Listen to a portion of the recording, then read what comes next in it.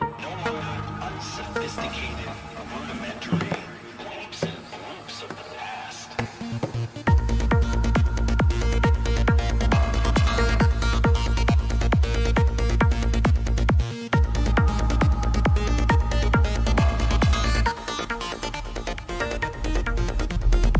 Step into the present with real music.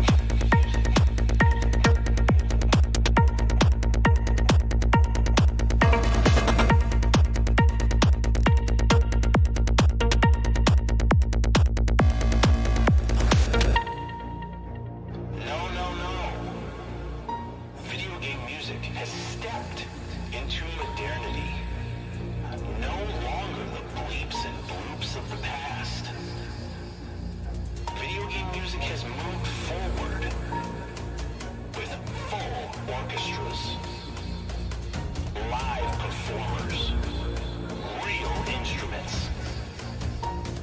The bleeps and bloops of the past, the beeps and boops of the past are gone for good. Video game music has stepped into the arena of real music.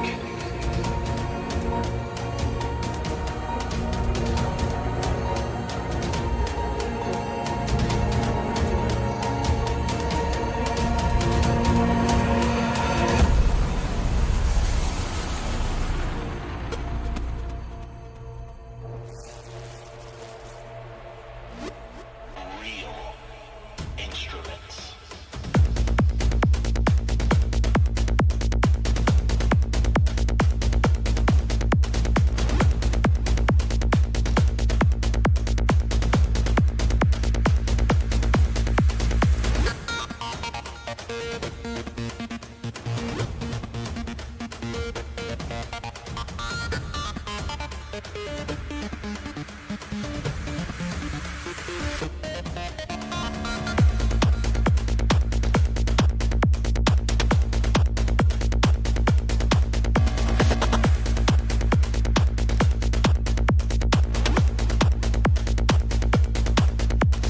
Bleeps and bloops.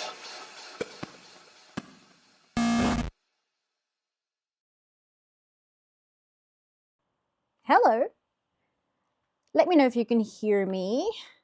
I was seeing, who did I see in chat? The Boy and Scooter and The Pudding Dead and Roz and Adam Fishkin and Diamond Lock Productions and Tridale, H.J. Fires, K-Star Crystal Plays, Feed Me Lore, Monster Slurpee, and I know 80-year-old man was here earlier. I'm not sure if he's still here. But hey guys, sound good? Okay, excellent. I am currently at my dad's house, so it might sound a little bit different, or maybe not. I don't know if you guys can tell.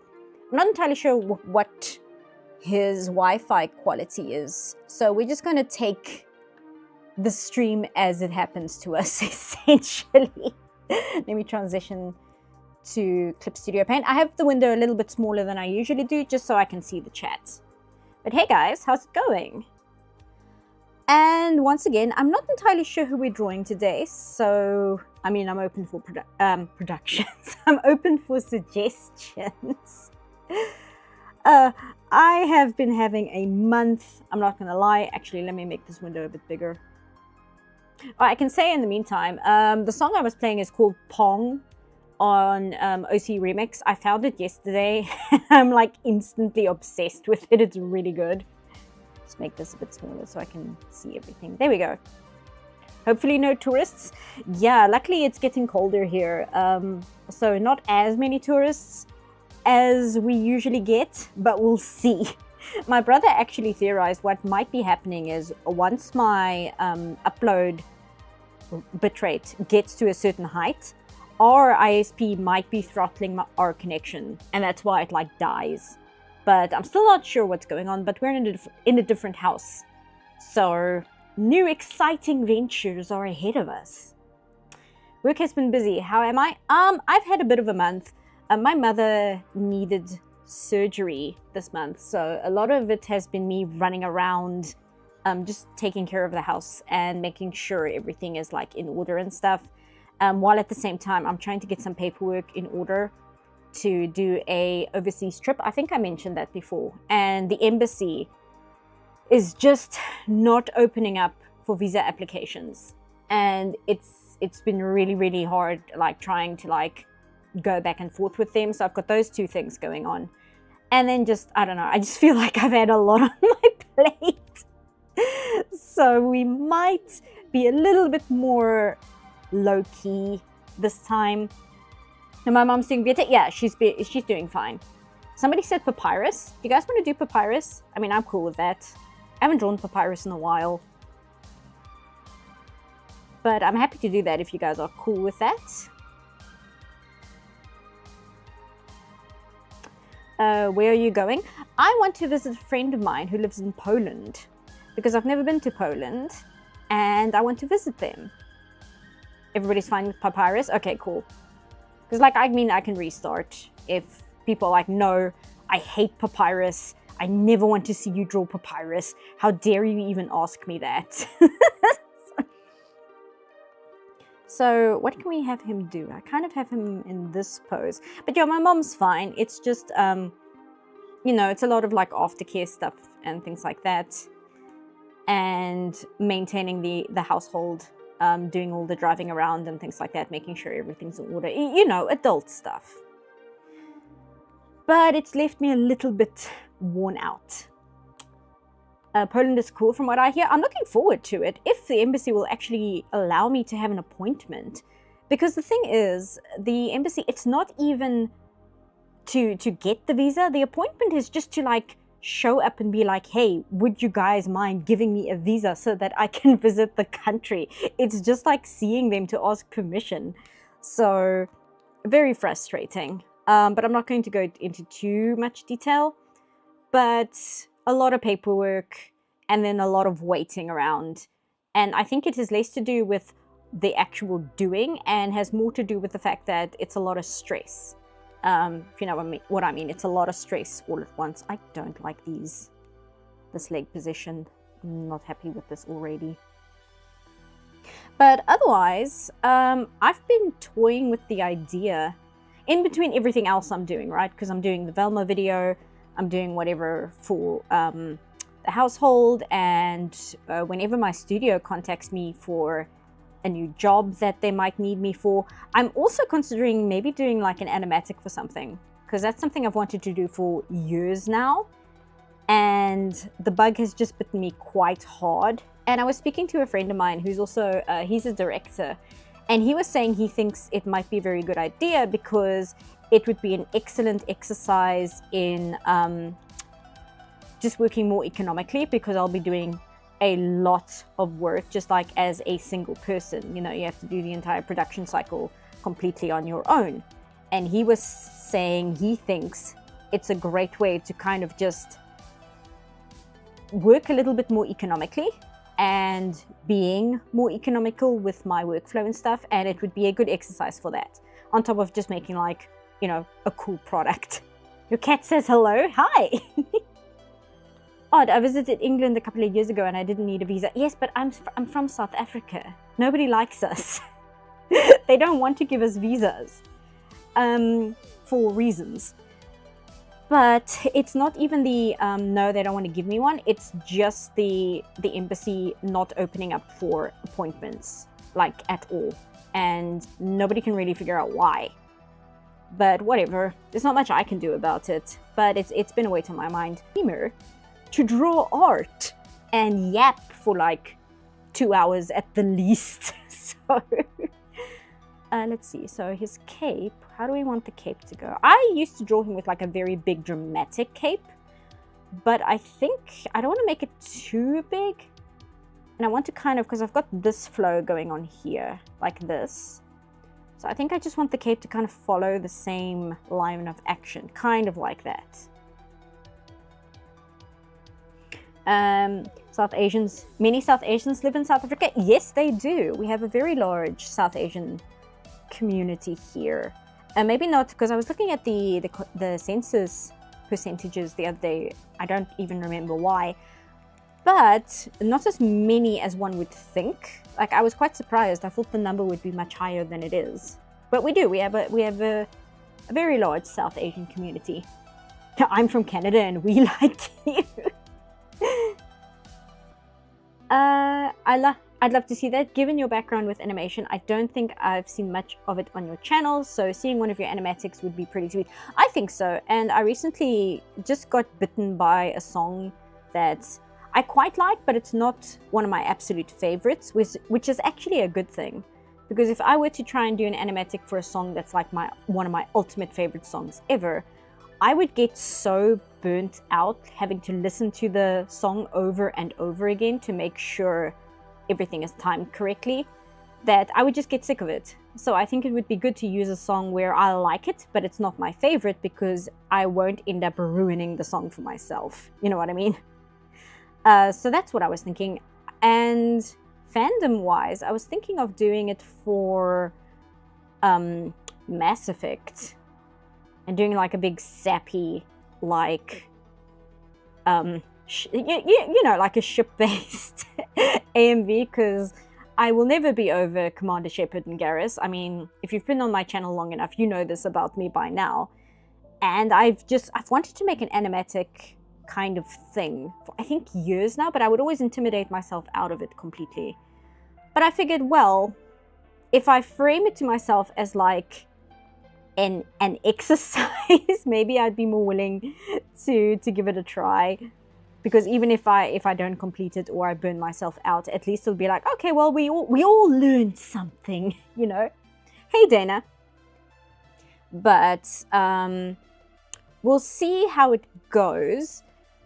I've been looking at what I think would inspire me, because the thing that actually inspired me is the Netflix officially released, I guess AMV is the best way to put it. They made like a music video for Edge Runners, Cyberpunk Edge Runners, for I Really Want to Stay at Your House is the song's name. And I really like that music video, and I like the way they paired it to the sound. Even though they're just kind of using scenes from the anime, they didn't animate anything special for it. I just really like the way it looks, and I like the vibe of it. So something like that. And I actually really like the music video for Hatsune Miku's Intergalactic Bound. I really, really like that music video. I think it's really cool. And I was thinking maybe not something that has that level of animation, because obviously that's made by a full studio. But I was thinking maybe like, if you've seen, well, it's got like so many views, but if you've seen the music video for Red Flags by, I think it's John Candy is the name. I really like that, and the animation in that is actually quite minimal. It's just kind of flipping back and forth between singular poses and then using some trickery to get it to look like it's more animated than it actually is. So I was thinking something like that might be doable, but that's kind of the plan at this point. I haven't really gotten anything down on paper yet, but I've been watching some videos on doing an animatic as a singular person, right? I have not drawn Papyrus in years, so this might be very off model, but we'll just cope. But that's kind of the thinking I'm doing. You've got me thinking about my playlist when writing and how sick I'd be of any of the songs if I needed to loop them for any given reason. Yeah, exactly. So rather than doing a song I really like, do one that I do like, but I don't mind if I'm like, okay, well, after this animatic, I never want to hear it again for as long as I live. The thing is with Papyrus and any character that has like dot eyes, it can be very tricky to get them looking where you want. I used to be quite good at this, and I think I'm just out of practice. I think that's basically all it is. There we go, that's better. I can probably push this mouth a little bit because he's quite cartoony, so I don't need to adhere too much to actual anatomy. I can push things a little bit, like I think I can push this nose a little bit higher as well. And cut it out, you two. I see you arguing in the chat. Don't make me turn this car around. But yeah, that's what I'm thinking. The song itself is, you guys probably know the band The Midnight. I don't know if you are familiar with The Midnight, but I was listening to them like on shuffle in the car, and a bonus track came up for one of their CDs, and the song is called Comet. And I really liked it because I like the Midnight quite a bit. And I was just thinking, okay, well, that would make for a really, really good song. A good animatic, actually. But I already can tell I'm going to like overwork it because I already know I want to do it in color. And that alone is going to put a lot of extra work on the video in general, just because you're adding color to it. But I don't want to do it in black and white. I do want to do it in color. So anyway, so that's what's been on my mind in terms of projects, because clearly I don't have enough to do. I don't have enough to occupy my time. You know what I mean? Although I think it might also just be like a byproduct of having to watch so much Velma and being like, you know what, I need a creative outlet somewhere or I'm going to lose my mind. Do you want me to sift through Google for a Jeff Smith interview, how he drew bone, and link it to you? Actually, that would be awesome if you can. I'll open up in a new tab and I'll keep it open until after the stream, because I know that Jeff Smith had to get extremely economical with how he drew bone, because I think he got carpal tunnel syndrome from that eventually. I still can't believe he drew like, what was it, like, I think it's it's just under 1,400 pages in 10 years. That is insane. And I know manga makes us think, oh, that's not that big an accomplishment. It is. That is an insane amount of work for a single comic. Okay, now I might have to make his... No, his head's big enough. We don't need to make his head any bigger. Bards are allowed to be fashionably late. Bards are allowed to be anything they want, if you ask me. Bards can just do whatever. It's fine. Okay, now that I've flipped him, this eye doesn't seem pushed enough. So I'm actually going to push it a little bit more, just to get him looking at us, the viewer. And I might have to push this one a bit as well. Oh. There we go, that's better. Okay. A girl needs catharsis. Yeah, exactly. I mean, good lord. As for the Velma review itself, I have finally isolated what the problem is with my mic quality.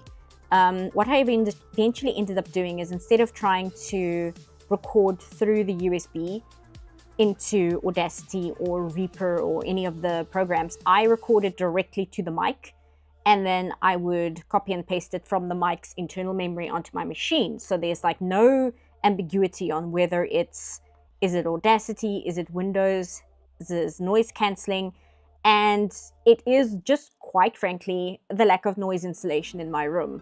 And that just means that the quality as it stands, it's still not really up to par as to where I'd like it to be, but it means I have isolated what the problem is. So now that I know what the problem is with the audio quality, I can go about fixing it.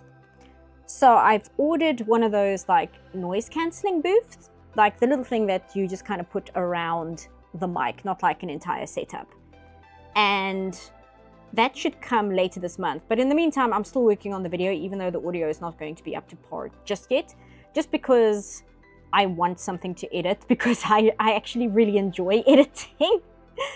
And I'm at the point now where I want the editing to begin, because I don't feel like fussing with the script anymore for the first part. I feel it's at a good place now. And to continuing to fuss with it would just kind of overwork it at that point. Who do you think would win? Papyrus versus Skeletor. I think Papyrus would win.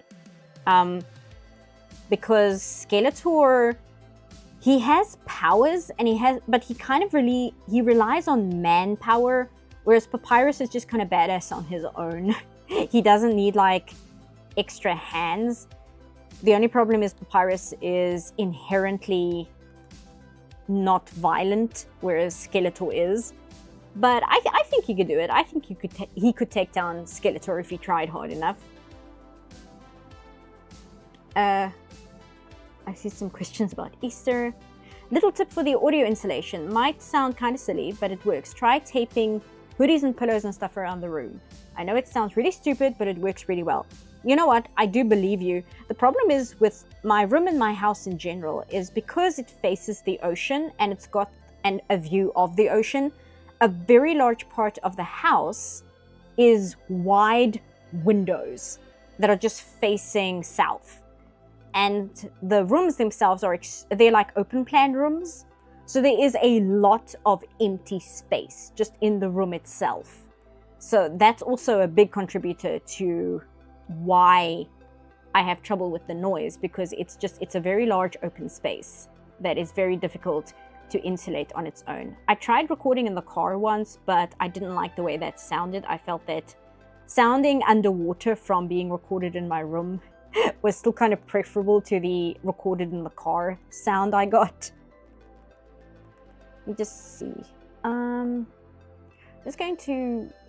No, I don't want to do that. I was wondering whether to make the canvas a little bit bigger just so I can extend this to see where his elbow is. But I'm actually not going to do that. Do this. So his elbow would be there. So I'm just kind of remember that his elbow is this way. Just so I have an accurate idea of where that lies, so that I don't make his forearm too short, because he's going to have a glove, and that's going to also impact how that arm looks as well. Papyrus has Looney Tunes shenanigans power on his side as well. That is true. Like, and that is a massive factor into whether something will be successful or not, is how much cartoon shenanigans can a character successfully pull off before the universe itself just goes, no, enough of that, you're cheating, no more of that. Just doing like quick and dirty. So I wasn't sure whether I knew I was going to stream, but I figured if it doesn't go particularly well today, just because I'm not in my own home and stuff and such, I might do a second stream, but we'll see. Because like I said, been a little bit stressful and my energy levels may not be there. I don't know. I always kind of worry about the level of quality that I deliver to the audience, because I do actually care about that sort of thing, you know? Okay, so that bone connects here. This knuckle bone is this. So this knuckle bone is here. This should be the big one. This knuckle bone there. This is the big knuckle bone, like that. And then you've just got that one there. Am I? Yes. Okay. Just making sure I've got the thumb on the right side. You know, you draw your entire life, you do it as your job, and you still have to just take a second to be like, am I drawing the thumb on the correct side of the hand?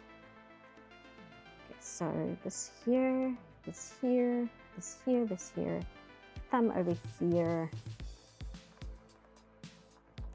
It's okay, I can kind of just twist it a little bit. There we go, that's better. Okay, we're getting there.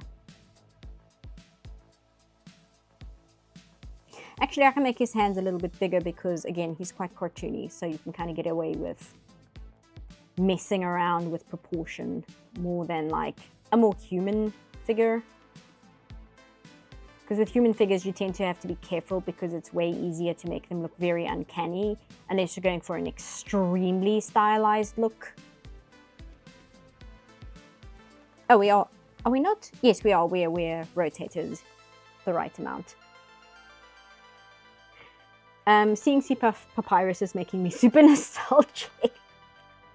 So after last time, finally watched Breakfast Club. Good. It's such... Well, I say good. And then you're probably going to be like, yeah, no, I wasn't really into it. No, but I really like the Breakfast Club.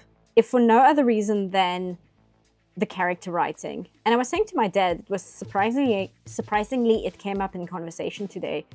I don't know whether I would count Breakfast Club as one of my favorite movies, but it is one I sure talk about a lot. And it's entirely down to character writing.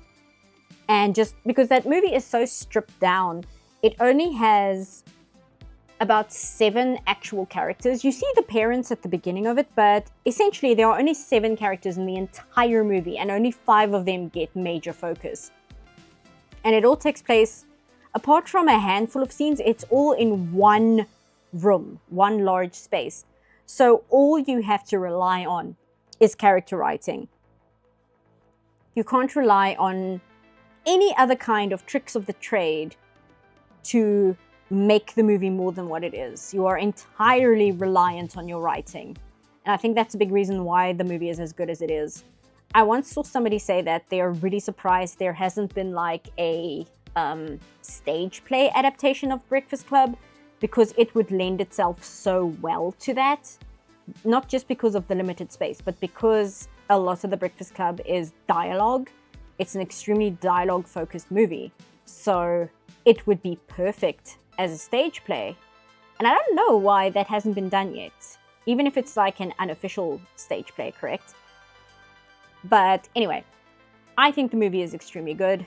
And I think it is a wonderful example of character writing in film. But in relation to Velma, I mean, Velma is the one who brings it up. But just in relation to writing teenagers, I think it makes an extremely good contrast to Velma's inability to do so. I think I can make this glove a little bit bigger, actually. I mean, they made a musical out of Mean Girls, so, like, it could happen. Yeah, it's just like you'd think they would have done it by now, because The Breakfast Club came out in 1985. You know, it's been, we don't want to talk about it, but I believe it gets its 40th anniversary this year, isn't it? I believe so. A friend and I were talking about this last night. A basic plot can be carried a ton by well-written characters, and Breakfast Club is a great example of that. So that's the thing, because I also really enjoy watching people react to movies on YouTube for the first time. Not only because I really enjoy it, but also because I think it gives a very good perspective on people outside of yourself who have different experiences watching the movie. And I didn't grow up with The Breakfast Club. I watched it for the first time in my 20s. But I do find it very, very valuable to watch people, especially people younger than I am, and their reaction to The Breakfast Club and other films like it, to see, well, what is the gauge with people who have no biases going into it. And every single person I've ever seen watch The Breakfast Club, like, they fully get the movie. They absolutely understand what it's trying to say. They understand its themes, and they connect to it, even if they were born in like 2002 or something. Like, they still understand the movie, and I think that's also a good something in its favor, is the fact that it remains relatable even after 40 years. I forget that Velma's cast is supposed to be high schoolers. Don't worry, so do they. At one point, Velma, the character, makes a joke like, I just find it weird when adults hold hands. And I'm like, you're not adults. Did you forget that? Because you're supposed to be 15. So what are we doing here? But yes, Velma, the absolute my nemesis of a show. Because I know people were like, oh no, why are you watching it? Just let it die. And don't let people force you into watching it for the channel. The thing is, I feel like Velma, the TV show, is so much like jokingly my nemesis, about the same way that Henry Katzenberg is like my nemesis, that even if it's just for the memes, I kind of have to watch the second season. It would feel like a glaring oversight on my part if I just went like, nah, I don't feel like watching it, and like just don't. It's like, no, but the evil needs to be defeated. You can't just leave it. I'm drawing Papyrus purely from memory here, so I hope I'm still doing it correctly. I should double check before I start inking, just if I've got everything right here. Velma going to be studied for years on how to make a show. Perhaps it might, but I'm not entirely sure if it's bad enough. And I know that sounds insane for me to say, but live action people are not going to bother trying to study an animated show, because a lot of live action producers and actors and writers, they don't take animation very seriously. And there's been lots of evidence of this throughout the decades. So I don't know whether they would bother to look at an animated show for study, but I don't know if it's bad enough in the animation scene to study it, because the kind of garbage that has been made in the history of animated cartoons is beyond shocking. The level of terrible that exists out there, it's beyond the comprehension of mortal minds. It is mind-boggling how terrible things are. And I don't know whether Velma is bad enough in that pantheon of garbage to be worthy of study, just because there are so many other animated things out there that are so much worse than Velma is. At most, it might be a cautionary tale of what happens when you try and write an animated show with the exact same tools as a live-action adult comedy. Because I think that's kind of where Velma fell short, is that its writers wrote it the exact same way they would write a live-action show. And you can't do that with animation because it just translates differently through its medium to the audience. That's why it doesn't work. It's also why if you really like anime and then you see a live-action version of an anime, even if it was made in Japan, it still kind of comes across a little weird and awkward, and it's because you can't just directly translate one medium to another medium and expect it to be perfectly intact and not need any kind of adjustment. I wonder if it was meant to be live action. I know that was the case with Hoops. I don't know, and I don't know where one would go about trying to find that information.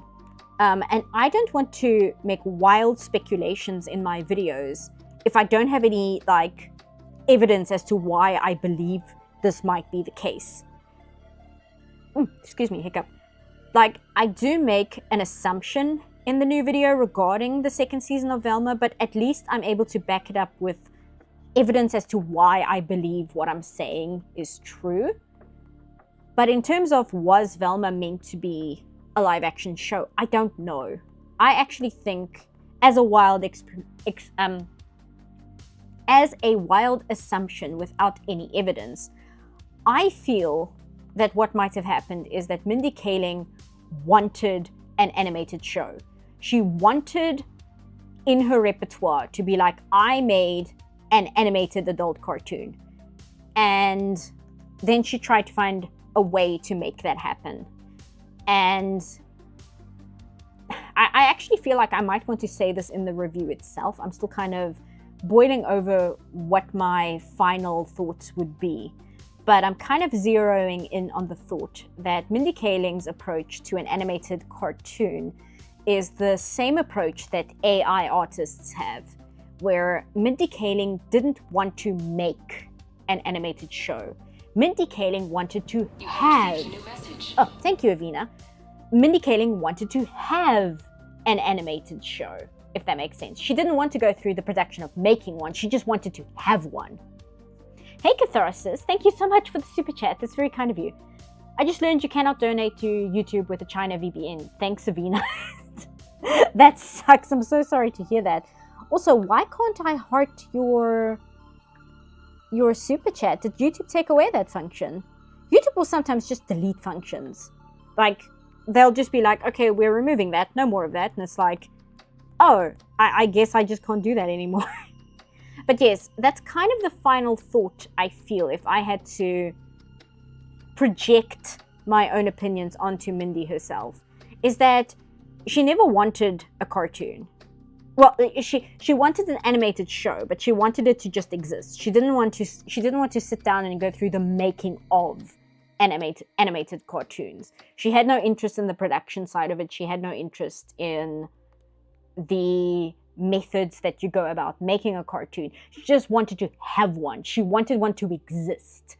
And I think everybody has made this assumption, which I think is accurate, that she could not sell the idea that she had for a cartoon, so she superimposed what she wanted onto Scooby-Doo because it was basically the only way that she could get the show funded. The show that she wanted was like, no, we can't fund this to you because it's a brand new property and we don't know whether it'll sell. But if you attach it to an existing IP, then we are much more willing to give it the green light. Because that's what the show comes across as. It doesn't come across as it wants to be a Scooby-Doo show. It comes across as somebody wanted something and they just attached it to Scooby-Doo because they couldn't make it work without an IP carrying the weight. And I think it says a lot that Warner Brothers themselves were like, you are not allowed to use Scooby-Doo the character. You're not allowed to use that character. You have to make do without him. And I know Charlie Grandy said, oh, well, it's fine because we couldn't figure out how to make Scooby-Doo funny in a adult animated show, which is a bizarre thing to say in a world where Family Guy exists. But whatever. That's just my conspiracy theory regarding the TV show. She sounds exactly like the woman I co-directed the musical with. She wants all the glory and none of the responsibilities. So the people doing the actual labor are the ones who get punished. Essentially... You received a new message. Oh, thank you, Avina. Thank you, Christian. That's very kind of you. That's probably what other shows have done as well. Oh, absolutely. I think I've said this before, but there's been a lot of conspiracy, I guess is the best word, saying that a lot of the newer Star Wars shows are the way they are because people wanted a unique... I think EFAP said it once, I forget which episode, where I believe it was Mauler who said they wanted Star Wars budgets, but they didn't want to make a Star Wars show. So they make a show wanting a story about their super special OC. But the only reason they can get it off the ground is because they've attached it to Star Wars, which results in this product with extreme resentment for its own lore and backstory. And the theory was that is possibly why. Because when you look at shows like The Acolyte, that just screams it wanted to be its own thing, not attached to Star Wars, but it wasn't good enough to get off the ground without attaching itself to an IP like Star Wars. And there's a lot of Marvel properties like that as well. Warner Brothers is pretty infamous for the way they handle their IPs. Ready Player One, Space Jam 2, Multiverse. Oh yeah, don't even get me started. I could rant about Warner Brothers a lot, but I also feel I have to be careful how much I say because I have to be aware of who pays the bills at the end of the day sometimes, you know what I mean? So I can levy criticism, but I can't just like unleash the floodgates of anger I have towards them because I'm like, let's try and do it with some decorum so that the point comes across, even though I'm not screaming and raging, which is what the actual emotions inside are. Just wanted to drop in and say hi since I have finals and must break myself on the wheel for that. Oh, good luck, Shire. I hope finals go okay. So instead of making a glup show, they make their own OC into a show, essentially. But like I said, this is all just like speculation and stuff because at the end of the day, we don't know. We don't know. Be careful of in my videos. I try and make it extremely clear when something I'm saying is pure and utter speculation on my part and not actual fact. Because I talk a lot, I spent quite a bit of time in this first video going over how a season 2 for Velma even happened. Because I saw some confusion about that.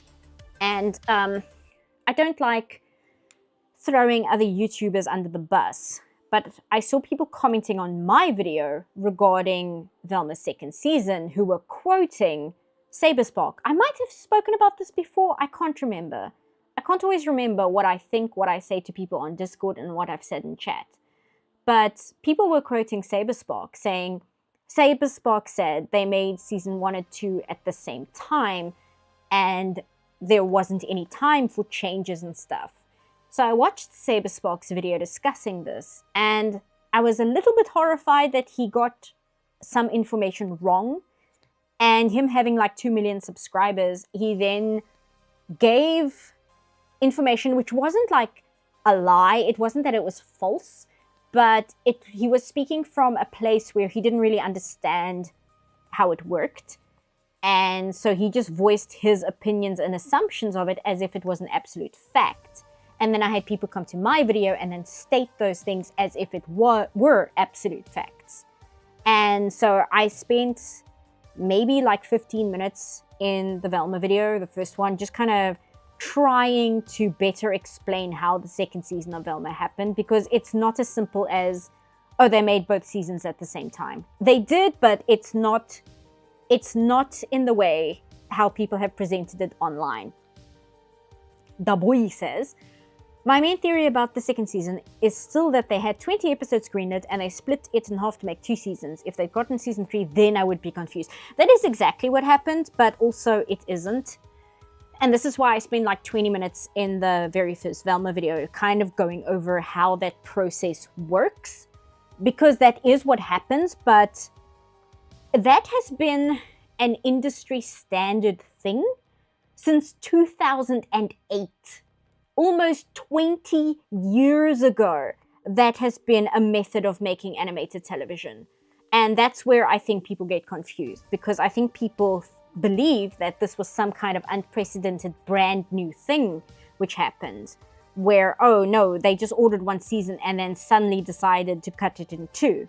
And I'm like, yes, that is what happened, but you must understand that has been industry standard since 2008. That's not a new thing. That is a very, very common method of making animated shows. and Velma is not nearly the first show to do that. And it's not even the first show to do that in the last 2 years. My Adventures with Superman had the exact same thing happen. Season 1 and Season 2 were made at the same time. So that's why I feel, okay, I need to sit down and explain how we got here, because people seem unclear about that. And that to me said that maybe this isn't as well known as I expected it to be, because I never really know, when am I explaining things to the audience in a way where it comes across as condescending, where it's like, dude, we know this. We know this. We know this is a thing. You're being extremely condescending, explaining something to us that we already know. And I don't always know when am I doing that? And when am I just dropping something like, oh, everybody knows this? And then I get like 100 comments of people going, what are you talking about? We didn't know this is how it is. Is that an industry standard to cut on costs or something? Kind of. It cuts on cost, but in a very, very roundabout way, because it's mainly to do with cutting down on time and how time relates to cost in the animation industry. Again, this is why I take like 15 minutes trying to describe it in the video with like pictures and sources and quotes and things, because I'm like, okay, this is really, it's not that it's complicated, it's just difficult to explain if you're like unfamiliar with it, because if you work in production, it makes a lot more sense, but if you're outside looking in, it might be a little confusing how the hell we got here. Da Boy says, yeah, I knew the splitting an episode amount into several seasons is pretty usual for shows. That's what I mean. Yeah, it sucks we got to season 2, but it's not exactly unusual. The thing for me is that a lot of people try to twist getting season 2 into something about people hate watching the show to success, and I just don't think that. The first season of Velma had so much marketing behind it. They put, they put a lot of money into marketing the first season. And then when the second season came around, there was like 0 marketing for it. They like dropped a trailer on YouTube and that's it. That's all they did. And I mean, to edit together a YouTube video and drop it onto your official channel, that costs what? Like, I don't know what editors cost these days, but like $1,000 or something. You just get an editor to throw that together quickly. You license the music and that's it, right? It's a little different to the first season, which had like interviews with the cast and photos and promotional images and like interviews in person at like New York Comic Con. It had this big thing going on, and then all of that disappeared for season 2. There's just none of that whatsoever, and it's like, okay. And that just says to me that regardless of how well they said the first season did, they are not happy with it. And then obviously they cancel. They did not renew it for a season 3. Which is like, okay, well, that's that, isn't it? I think it might be better to assume ignorance. Something might seem so abundantly clear if you're intimate with the topic, but completely odd to an outsider. That's what I feel, but my big concern is I don't want to condescend to the audience, because I do often operate with the thought process that the audience knows more than you do. So don't assume that the audience are a bunch of mouth breeders, because if you get something wrong, the audience will be extremely quick to correct you. So be careful. Completely unrelated South African question I think about a lot every stream. How does a country make it work having 11 different languages? It's so intriguing. We actually have 12. The 12th language is sign language, which I think was recently declared like an official language of the country. But essentially, we mainly operate on English as like the default, because not everybody speaks 11 languages, but at least everybody speaks English. And that comes with its whole bag of baggage, you know, because that comes from colonization, etc., blah, blah, blah. But it does remain a fact that somebody might not be able to speak Zulu, somebody might not be able to speak Afrikaans, somebody might not be able to speak Xhosa or any of the others.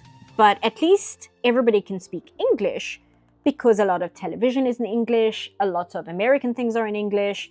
So it's just a much more accessible language to have like a ground level, a baseline for everybody to work with, even though English is not even in the top 3 most spoken languages in the country in terms of like home language. So that's what we do. We basically fall back on English, because it's just like, okay, well, we all kind of speak English. Let's just use that. Have you watched Devilman by Gornagai? I have watched clips of it, but I need to sit down and watch the whole thing. I'm not the biggest Gornagai fan, not because there's anything wrong with him, it's just personal preference. I find him extremely cynical, which I need to look into him. I think I would be very fascinated to learn about Gornagai as a creator or an artist. I think him as a person would be very, very interesting to learn about. But in terms of his work, I haven't really sat down and like watched a lot of it. Not even like Cutie Honey. I don't know why. It's not entirely up my alley, I think, which sounds weird because Cutie Honey directly inspired Sailor Moon. But I feel like Cutie Honey is a lot more cheesecake in what it's trying to do, which is a lot of Gornagai's work. But I don't know, it doesn't vibe with me. When researching District 9 for my film studies class, I've heard South Africans can have conversations in 2 different languages, which is why the dialogue in that movie works that way. Yes, I speak Afrikaans at home, but I will switch back and forth between languages, English and Afrikaans, halfway through sentences. Or I will use a single word in English or a single word in Afrikaans, depending what I'm speaking. So I'm basically speaking like a medley of both languages. And that's extremely common. That is like an extremely common way to talk. And that's not just in Afrikaans. Like Zulu speakers will do that as well, where they'll just substitute words and sentences in English or Afrikaans just because it's easier. I think the proper term is lingua franca. That's the official term for an inter-ethnic language, sort of like how French is used in most of Northwest Africa, probably. I'm not super familiar with like linguist studies and such. My mother would be more into that because she is extremely interested in linguistics. So I would have to ask her, because she would probably have a better understanding of it, because I think she speaks like 4 languages herself or something. Okay, true, since the US calls my country EU now, we usually use English too in cross conversations. Similar, I would think so, where everybody just kind of defaults to English because it's like, well, that's the one we kind of all have a basic grasp on, so it's the easiest to just kind of get by on. Was the amount of marketing for Velma? I first heard about Velma, Critical Drinker video about Velma. The big one that I've seen in researching is it had its own panel at New York Comic Con, I believe in 2022, sorry. Because I've seen clips of it and I've seen photos of it with Mindy Kaling. She shows a preview video and then she comes on stage and she discusses what she's going to do for the show. And then they have like a panel where they discuss with the writers and the stars and things. And then they have like interviews after the fact with certain online articles and things. Because I know there is a, what is that website? It's not Comic Book Resources. Is it Screen Rant? I think it might be Screen Rant. There's like a interview with Screen Rant, which is obviously done directly at New York Comic Con because she's still wearing the same outfit and stuff. There was a lot of that, and there was a lot of images that were circling around. I'm not entirely sure if those were purely for social media release or if they were like in magazines or something. But there was a lot of work put into marketing. Not an insane amount, but enough to be like, no, there's some effort put in here. But for season 2, there's literally just a trailer and that's it, essentially. I don't even know whether HBO Max made its own dedicated tweet for Velma season 2. I know there were tweets for Velma season 2, but I don't know whether HBO Max itself put one on. I didn't see it from what I was looking around.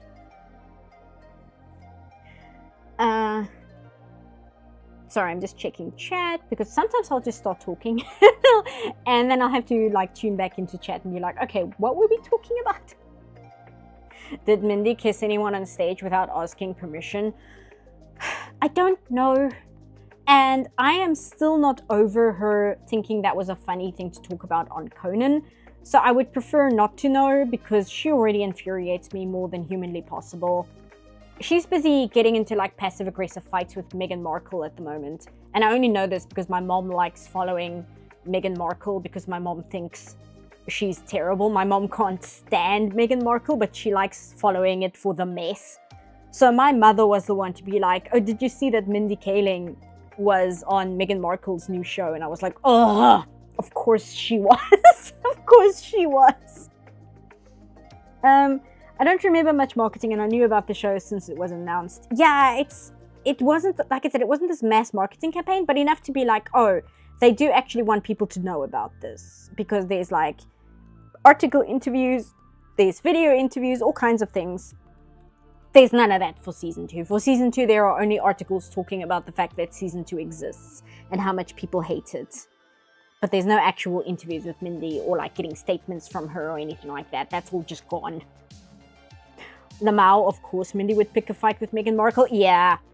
And it's like, I've seen the clips of it, and it's so passive-aggressive where they're both treating each other, you know. I think they would unironically refer to each other as besties. And I'm just watching the clip, and I'm like, I hate both of you. You're both such terrible people. And I'm not even saying that with outside... Well, yes, I do have outside bias, but just watching the way they interact with each other, it's like, wow, you guys are so awful. Oh God, not talking about Meghan Markle, please. I'm not sure I can handle hearing much more. Yeah, it's a mess. I decided to just mention it in passing in the upcoming video that's what Mindy's been up to lately, because I'm like, I can't sit here and go into Meghan Markle because it would be a giant mess, and luckily it's not super relevant to the video. But I will say, who's Meghan Markle? Meghan Markle is Prince Harry's wife, and she is a horrendous person in her own light. She's truly, truly a terrible person, and she's one of those people who loves to cry victim about everything, while at the same time insisting upon her own self-importance. And she's a nightmare. And she recently made like a reality TV show. I think she's trying to be like Martha Stewart or something. It's embarrassing. It's really, really embarrassing and infuriating to watch. Trash attracts trash. That's exactly what it feels like. Like I said, it's very passive aggressive and I hate interacting with it. I'm talking about it as if it's like hot tea with you guys in chat, but at the same time, it's like, no, to sit there and listen to these asinine conversations and interviews, it like adds years to my life. And that is actually why I'm very grateful that season 2 has extremely minimal marketing, because it means I don't have to sit here and listen to interviews. Because I think listening to all the interviews for Disney's Wish, I'm pretty sure that did like long-lasting damage to me because I hated it so much. Every minute of having to sit there and listen to these interviews, is so painful. Just sitting there and listening to them lie from one interview to another interview. So the fact that I don't have to do that for Velma is extremely refreshing.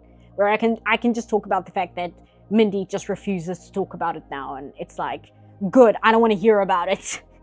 I'll watch the show, but I don't want to listen to Mindy talk about it. Please stop. I just don't follow anything to do with the royal family. Fair enough. From what my mom tells me, it's you're happier for it. Like I said, I only hear it via her because I think that's kind of her. You know, like you'll have your lol cow that you'll check in every now and again and be like, wow, that's crazy. I can't believe they did that. That's so wild. I think the royal family is my mother's lol cow, where she'll like follow news about it because she can't believe the insanity. That's kind of how it comes across to me, where she'll like watch like commentary channels just talk about the utter insanity going on. So that's kind of what it comes across as to me. And then now and again she'll be like, hey, do you want to hear about the absolute insanity that just happened? And I'll be like, sure, please tell me. Lily Orchard saying Toxic Fury started with Draco Malfoy and not elaborating. Exactly, it's exactly that kind of thing. So that's the only reason I know any of this nonsense, and it happened to cross paths with my current video because Mindy Kaling, like a wraith, showed up in my mom's lolcow watching. And when I was talking about covering Velma season 2, she was like, wait a minute, I think that lady was on the Meghan Markle show. And I was like, of course she was. Of course she was. Because why wouldn't she be? And it's really, really that like, yeah, it's my bestie. Because afterwards, when the show was an absolute debacle, Mindy Kaling is on, I think it's The View or something, if I remember correctly. And she's talking like, yes, I don't remember shooting that show. I really don't remember. It was like a year or two ago. I don't really remember the filming, but you know, I love Meghan. And I'm like, oh, please stop talking. This is the only clip I need to watch of Mindy talking, and already it's like killing me inside having to listen to her. She's so infuriating to listen to. But yes, Velma. Mindy Kaling sounds like a great lolcow. I don't know. I think she's too infuriating to be a lolcow, quite frankly. She like drums up too much anger when you actually listen to her yourself. Whereas I feel a lolcow has to be so ridiculous that when they open their mouth, you can't help but laugh because they are saying things that are so utterly out of touch with reality.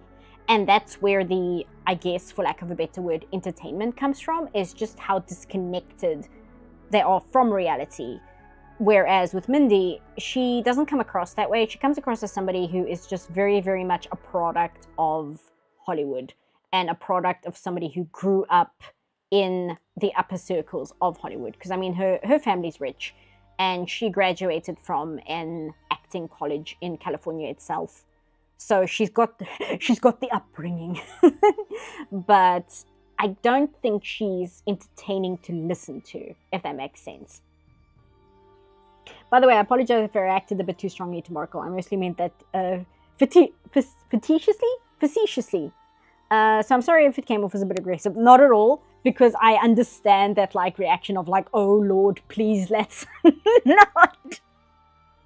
Because I have that reaction to quite a few things. It's just like, can we not, please? Because I am going to have an aneurysm if I talk about this.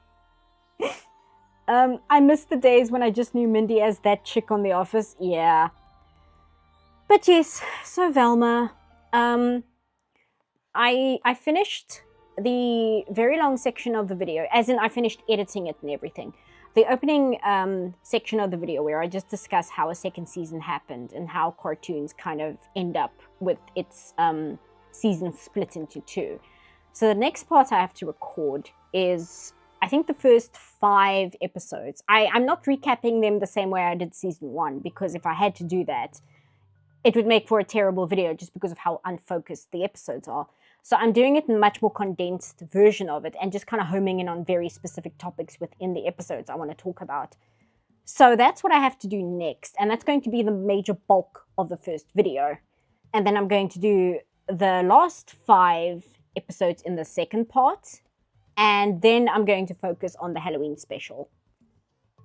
Which, thankfully, I don't think the Halloween special would take as long to do, but I do think it kind of needs its own video, because I kind of want to give people the experience I had, where I watched all 10 episodes of Velma, and I was like, oh, thank goodness I'm done.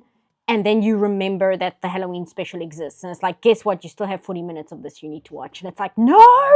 I thought we were free! I thought we were done! It's like, nope, you still have the Halloween special. And also because when you sit down and you describe what the Halloween special is, it's very much sitting back and listening to it being outlined and just asking yourself, how did we get here? Like, because when you sit down and you explain out of context what the Halloween special is, where it's like, Velma is a ghost and she's here with Norville, who's dressed up as Pinky and the Brain, with his girlfriend, who used to be a brain in a jar, and that's the joke.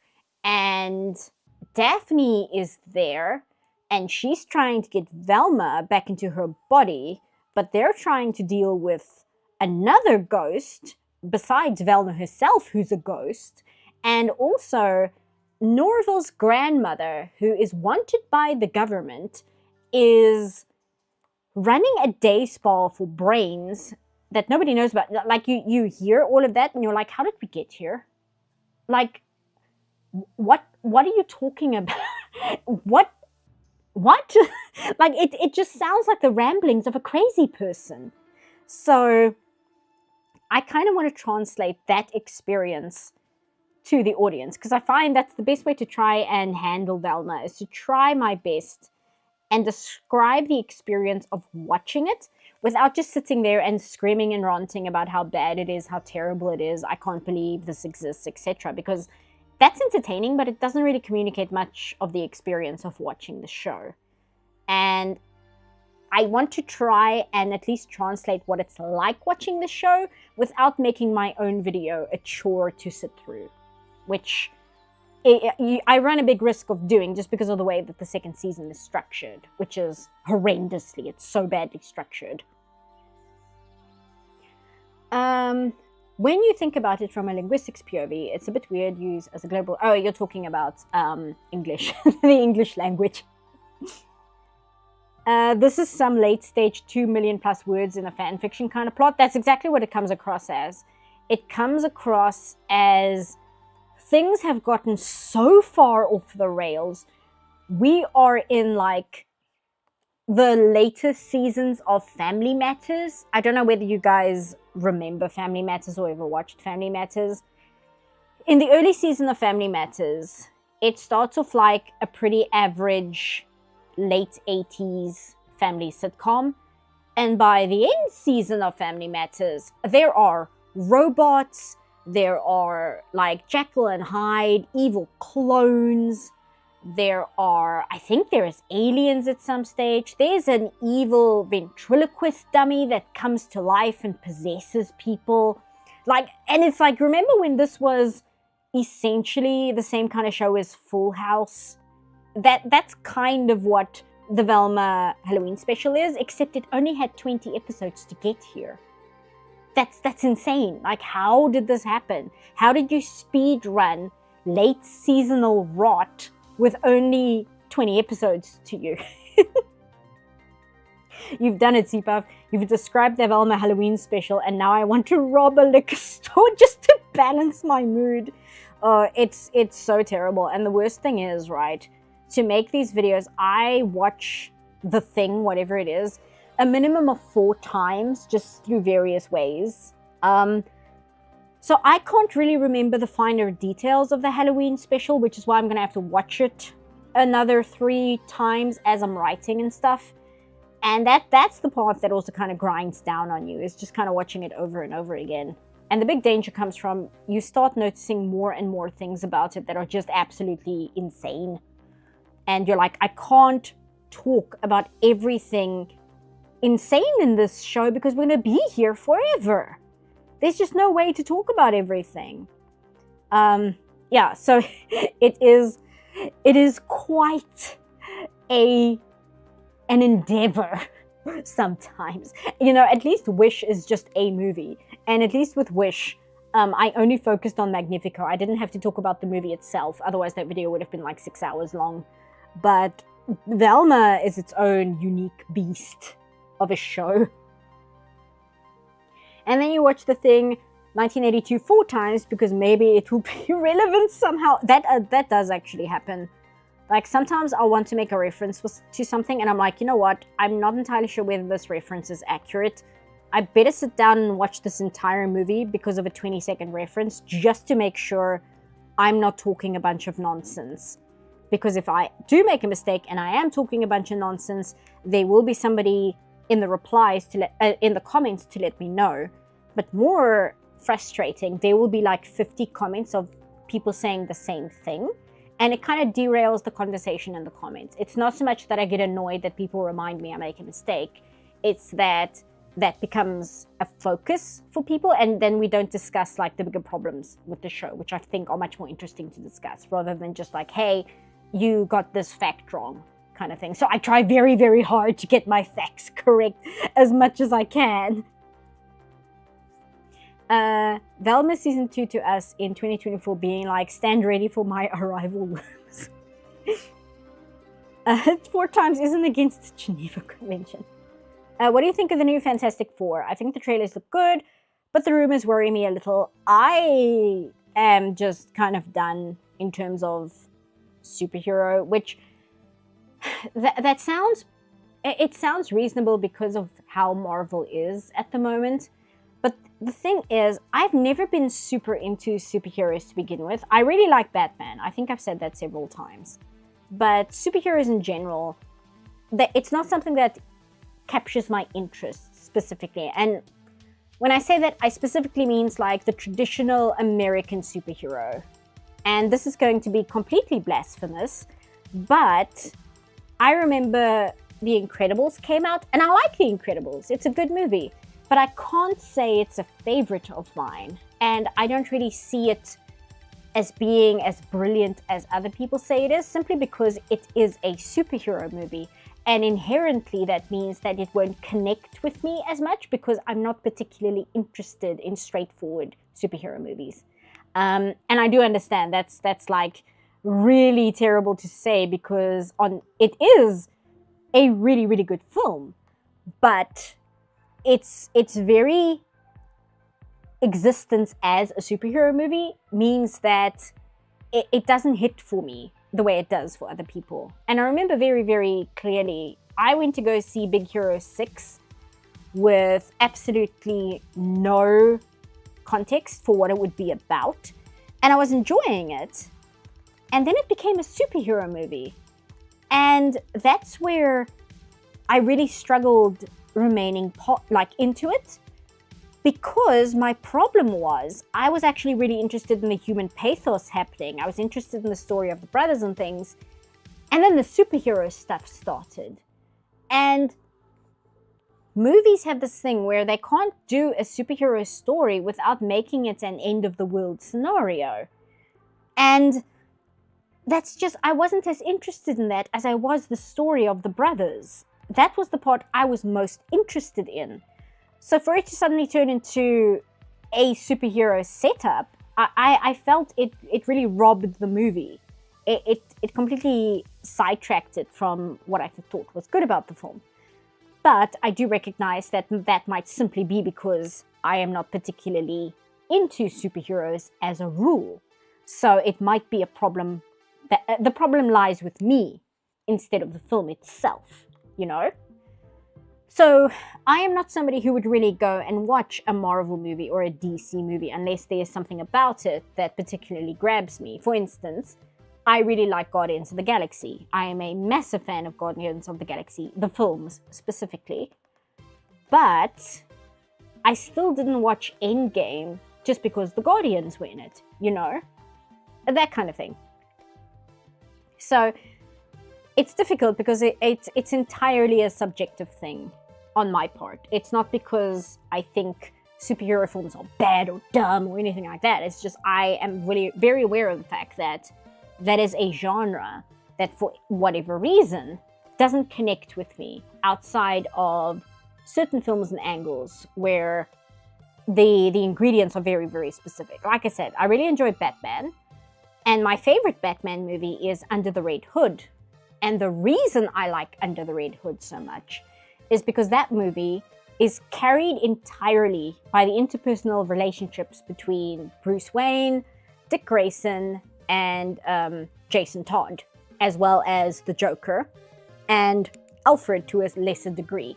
And it's about those relationships and conflicts the characters have with each other that make the movie so interesting. It has very, very little to do with the superhero side of it. So that's the kind of superhero stuff that I really am interested in. But a lot of superhero movies and stories in general devolve eventually into almost needing that end of the world scenario, because it's almost like, well, we have to justify why this movie exists. So we have to throw in this end of the world stakes into it. We can't just have it purely rely on its characters. We have to have this massive world-ending event because it's a superhero movie. And that's just always the part where I'm like, well, you don't need to go that large with it. But then people are like, okay, well, it's a superhero movie. We've pumped in $200 million into it, so we have to have scenes of that scope in it. So it's this big, like, conflict as to what I enjoy in movies and what a superhero movie feels it has to be. And I think Batman and Under the Red Hood gets away with it because it's an animated Batman movie.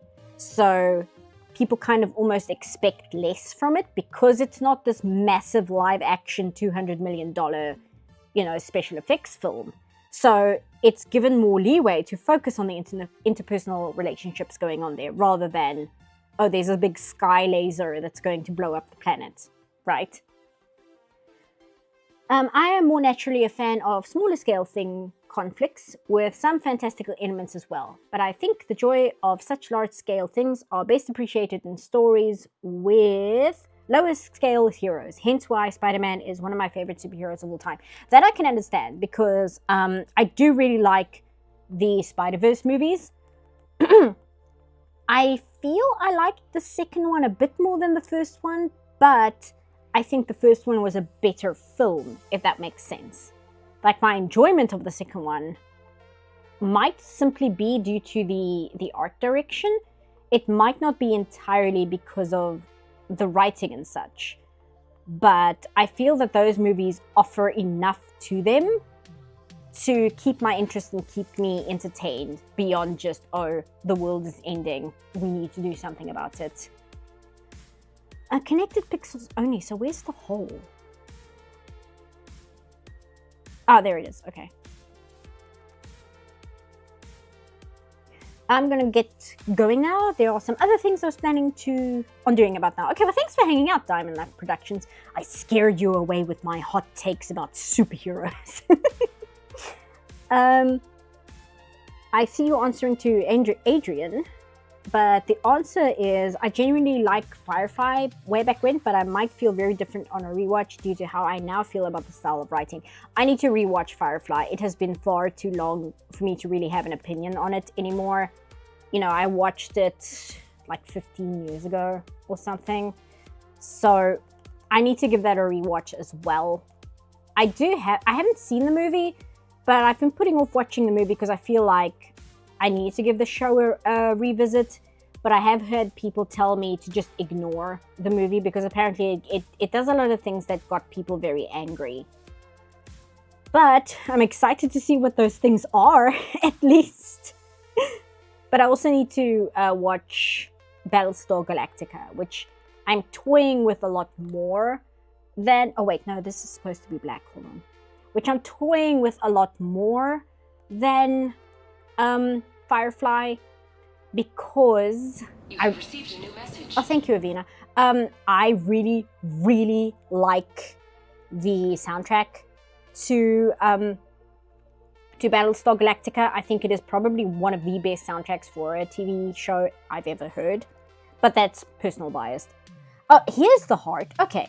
Looking back, I think the fact that the Yona and Amnesia anime adaptations failed was the death knell for all future anime for women.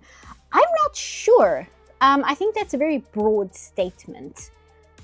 But at the same time, I tend to be somebody, and you guys have noticed this absolutely by now, I tend to enjoy older work a lot more.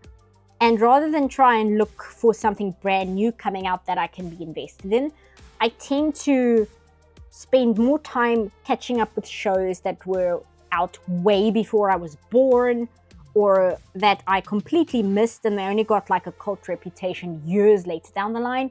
Like, that tends to be where I find my enjoyment, rather than looking at what's coming out this season and finding something that I would enjoy watching. Especially because I have a friend who watches way more anime than I ever could in my life, and she was saying that she was very unhappy with this season's newest releases. And I'm sitting there and I'm like, okay, well, that's fine, because I still need to watch Legend of the Galactic Heroes. So that's great. And that's fine with me. Is the third Spider-Verse film coming out this year? Next year? I'm not entirely sure. I will have to double check. I do hope it's good though. But Sony is an interesting beast when it comes to their animation studio, because I genuinely think that Sony has the most talented animation house at the moment, and they have for many, many years.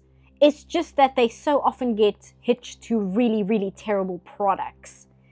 So it's only when these massive smash hits like Spider-Verse come out that everybody suddenly realizes, wait a second, Sony is making amazing animated film. And I'm sitting there and I'm like, well, they have some of the best artists. It's just that they get assigned to some really, really terrible products. So nobody notices that they have really good people working there.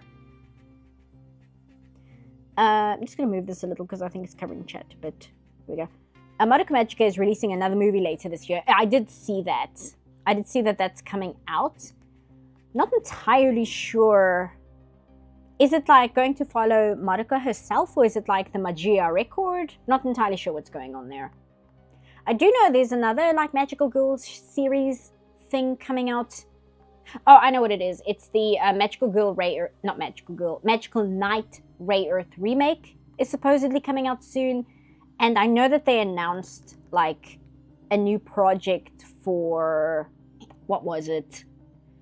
Creamy Mummy? Was it Creamy Mummy? I think it was Creamy Mummy. If it's not, it might have been Pastel Yumi or something. Sometimes these shows, or Minky Momo. It might have been Minky Momo. A lot of the Magical Girl series from Poirot tend to kind of bleed together in my head.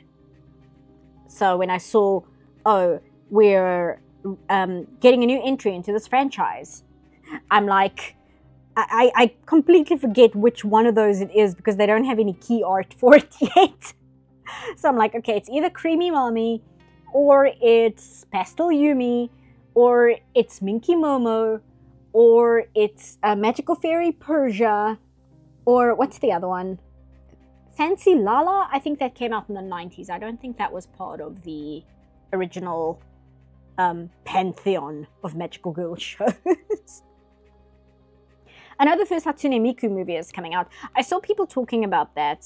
From what I can see from the reviews, I saw one review that basically surmised it very well, that said, if you are a Hatsune Miku fan, this movie is great. If you are somebody who just likes anime, this movie is pretty mediocre. And I'm like, you know what, that sounds about right for a product movie of this kind. Because they wouldn't want to push too many boundaries or try and be too artistic with it. They would basically make the most bland, inoffensive version of a movie that they possibly can, and then just kind of push that out. And I think that's okay, because I think the novelty of seeing a Hatsune Miku movie is enough to kind of justify the movie's existence. It's like when Black Rock Shooter came out. And Black Rock Shooter is not particularly a good OVA, but the fact that it was the very first time we saw, because it was the very first time we saw Miku in any kind of anime form at all, it was a big deal just because it's like an anime of Hatsune Miku. So it was like, it doesn't matter that it's mediocre. The fact is that it's Hatsune Miku. And I think the movie is like that too. I think the movie being mediocre is fine because it's a movie about Miku, and that's enough. I did hear the movie theme though, Hello Sakai. I really like that song. I really, really, really like Hello Sakai. I think it's super catchy and I like it a lot. Yeah, it's quite a paradox. They started by putting Roger Allers in charge of open season, and even with that bad script and miscasting, you can tell there's a great film trying to come to the surface. Not entirely sure which one you're talking about, but again, chat sometimes moves past me while I'm sitting here yapping away about whatever topic I saw like half an hour earlier. I understand your point of view about superheroes, I'm guessing. This is probably why my favorite superheroes are Ant-Man and the Fantastic Four, as they very often focus more on scientific research and personal relationship of characters and stories rather than fights and epics. That makes sense, because I think Spider-Man is kind of built on that same foundation, isn't it? Spider-Man is very much more about the relatable Peter Parker than it is about world-ending events. I believe, I know that was the initial intent. And I do know there is at least some attempt to follow that guideline, but I don't know whether they always get it right or not. One thing I do know about the Fantastic Four movie is a friend of mine who is a big fan of Silver Surfer is quite annoyed by them. I believe they made Silver Surfer a woman in this new one. And my friend was quite annoyed by this because they were extremely invested in the Silver Surfer's backstory. And they feel that simply changing the genders really kind of changes that entire relationship of what's going on there with the backstory. Oh, I forgot a line here. Excuse me. And she was saying that you can't just take a character like the Silver Surfer and just gender bend them and expect it to be the exact same character, specifically because of how the Silver Surfer's backstory is written. But I'm not overly familiar with the Silver Surfer and his backstory, so it's the way they described it, I totally understand what they're saying. Oh, thank you, Avina. But that was something that made me go, not entirely sure they know what they're doing. But they might pull it off. I don't know. I did hear it was apparently based on some other Silver Age comic, but we'll see. I am extremely hesitant to trust anything that Disney is putting out these days. On the subject of magical girls, have you heard of the anime Recreators? It is a really cool thing. Yes, I reference Recreators a lot for Dizzle. I talk about that show quite often. It's really, really good. They're using the female Silver Surfer who exists in the comics and is usually the main surfer's wife. Really? Oh, that's interesting. Like I said, I'm not overly familiar with the Silver Surfer. My friend was saying that what they really liked about the original Silver Surfer was the story of a man who is extremely... Oh, sorry, this is the wrong song. Who is extremely morally grey because he essentially gave up his humanity and promised to keep destroying worlds just so that the one that his love interest lives on remains untouched. And he will never see the love interest ever again. He has no concept on whether she moved on, whether she found another man to fall in love with, any of that. As long as she was safe, he was happy basically sacrificing worlds continuously to keep her safe and alive. Thank you, Avina. Without any reward, basically.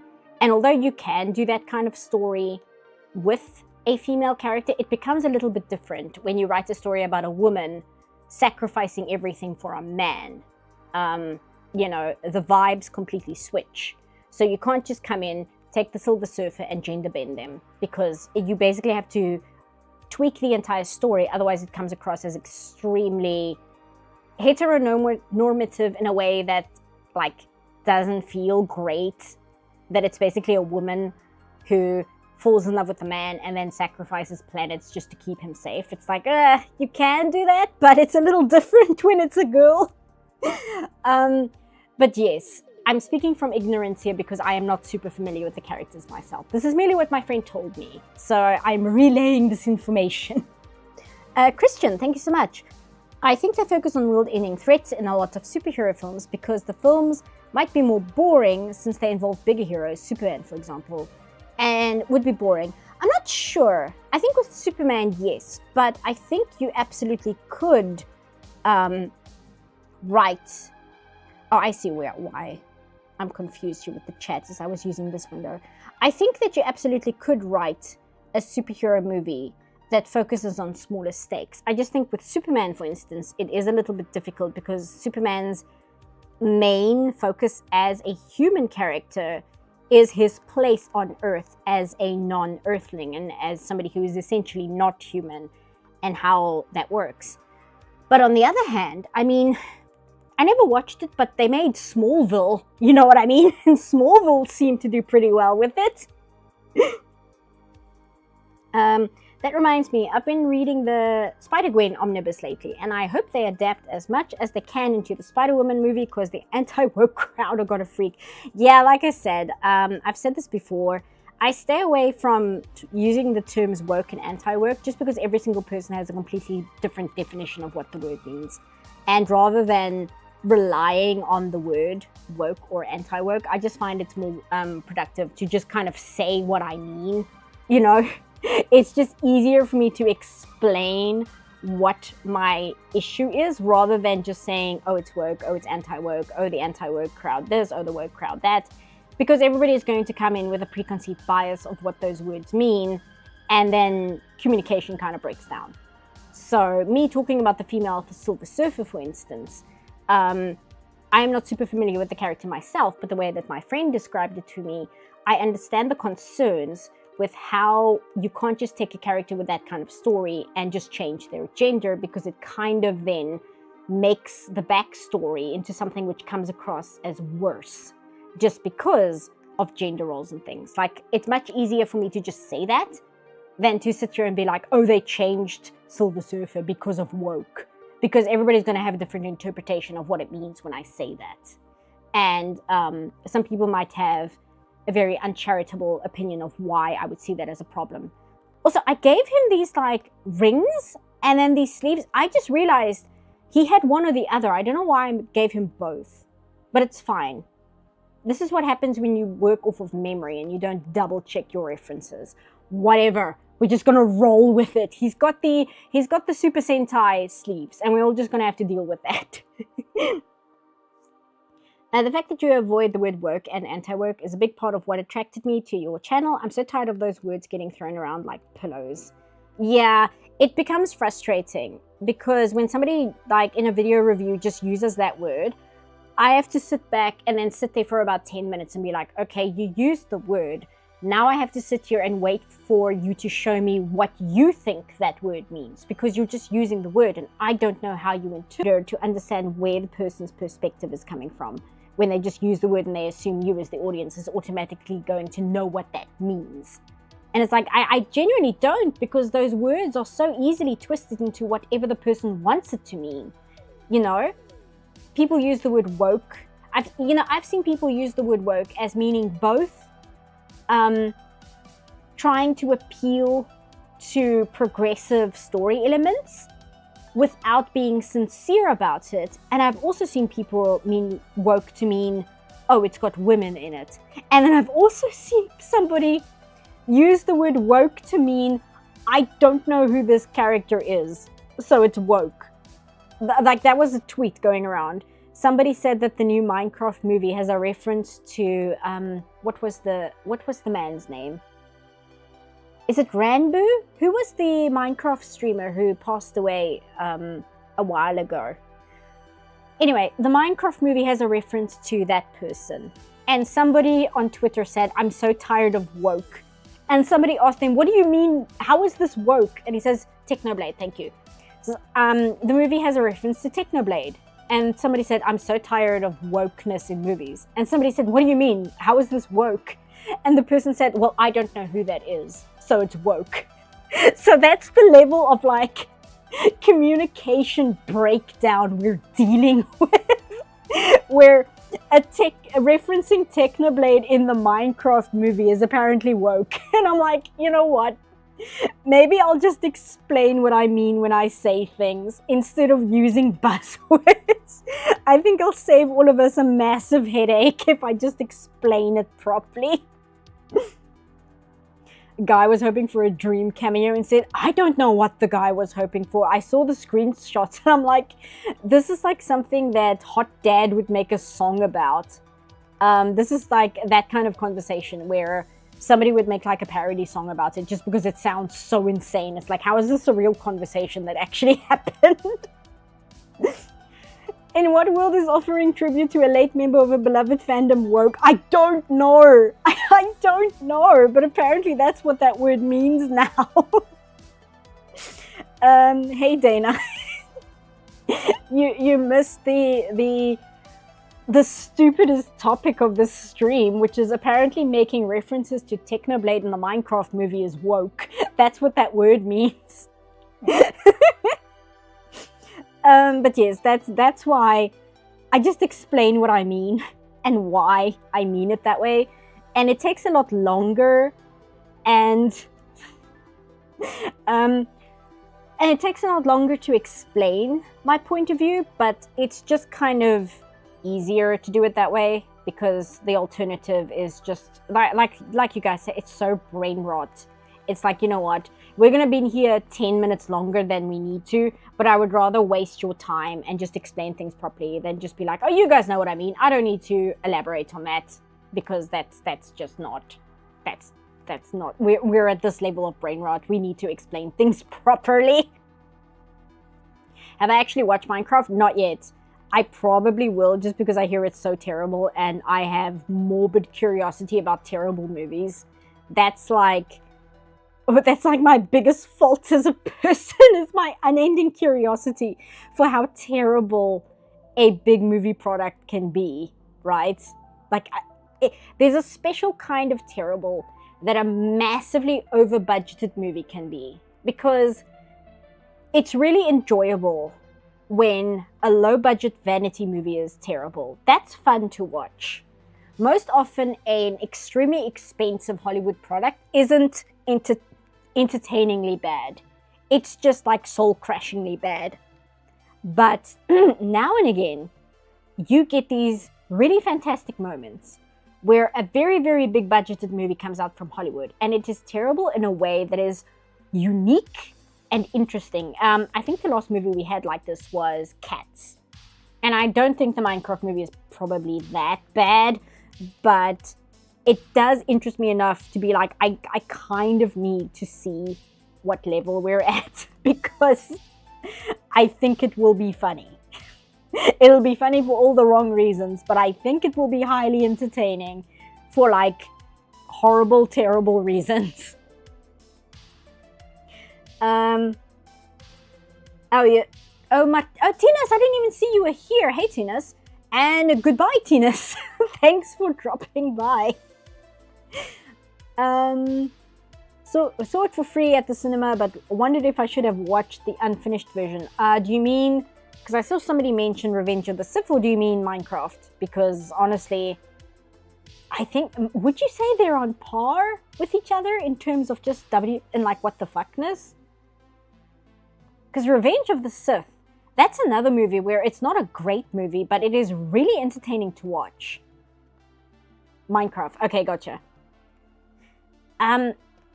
Because, Revenge of the Sith, I'm not entirely sure, because my go-to for the prequels is always episode 1.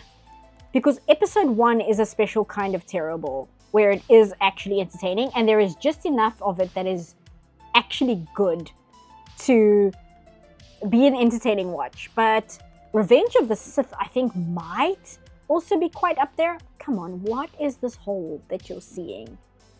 Okay, whatever. I just know that Attack of the Clones is extremely boring to sit through. I find Attack of the Clones insufferable.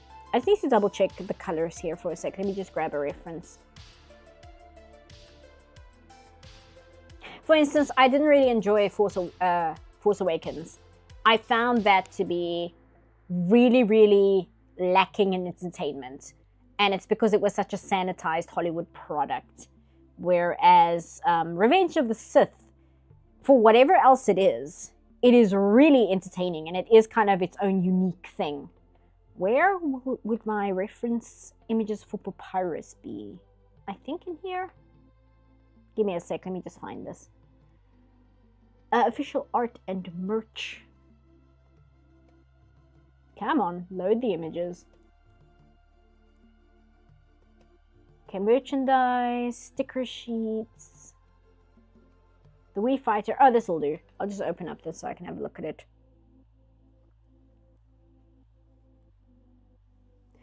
If it'll load. Please. No, good lord. Oh, there we go. Okay, there we go. So, yes, it's blue. I just wanted to make sure that his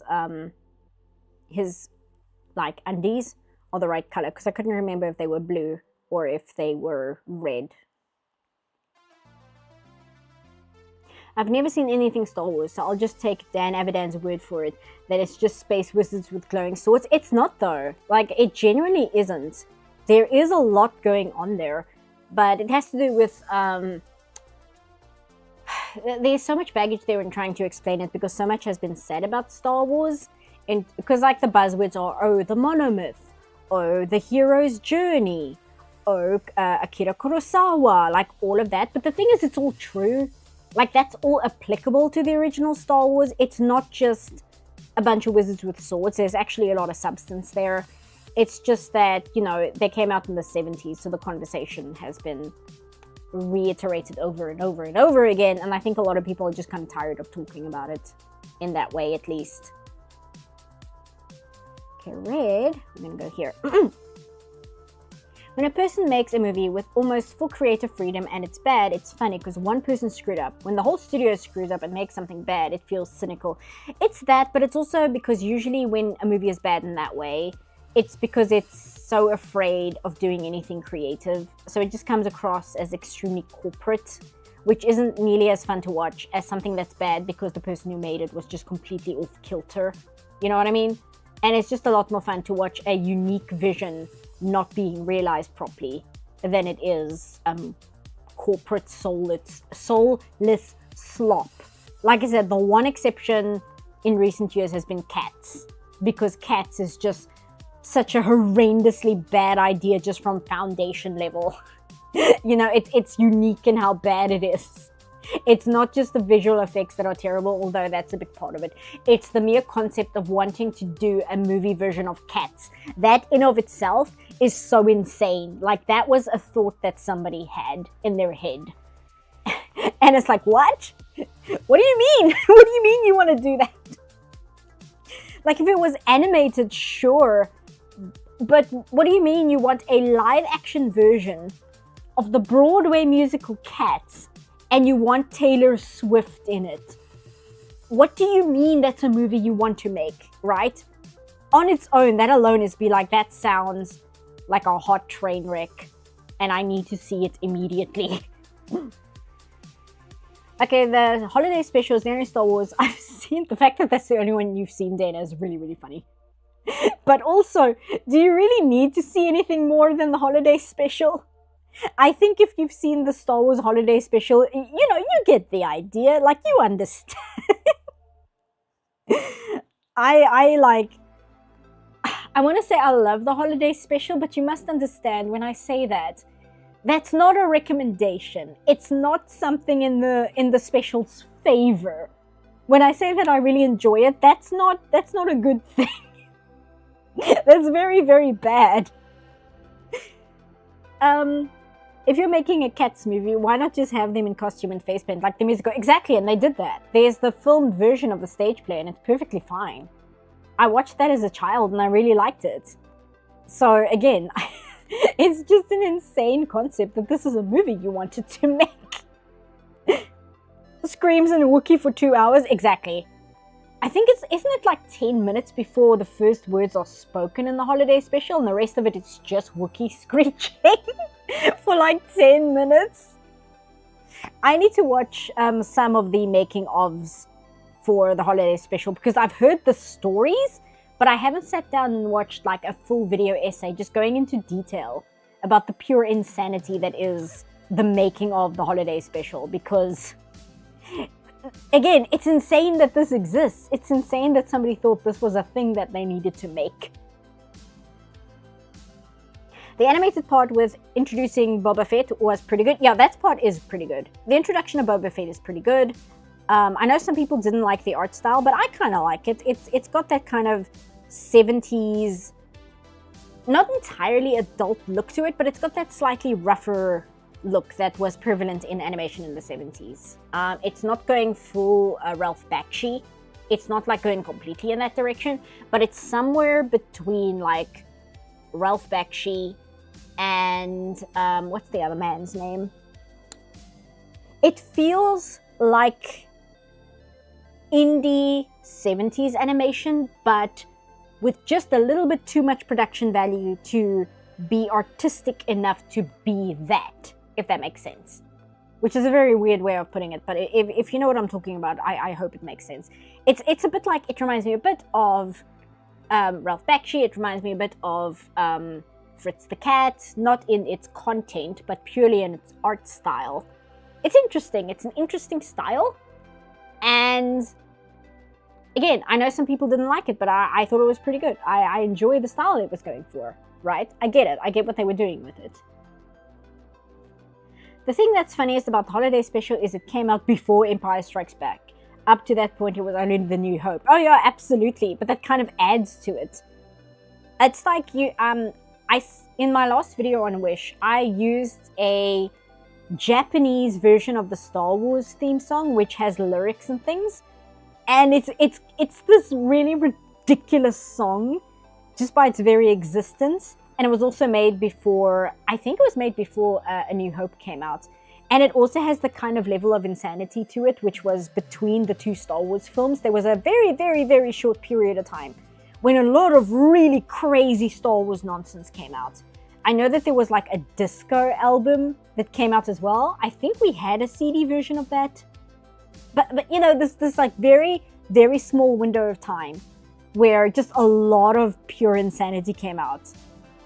But in a way where it doesn't feel like soulless corporate stuff. It feels like just weirdness, because nobody had to deal with Star Wars before. They didn't have like these massive franchises yet. The closest thing they had to it was Star Trek. So everybody was kind of trying to grasp, how do you deal with a franchise in a movie that's this scale? And it's just very, very interesting to see. And there's a lot of misses in there. And it's just highly entertaining to me because it's so unique to its time period. The novel of A New Hope came out before the movie came out. Yeah, that often happens. What happens there is the novelist who is assigned to write the novel version of a movie will get an early version of the script.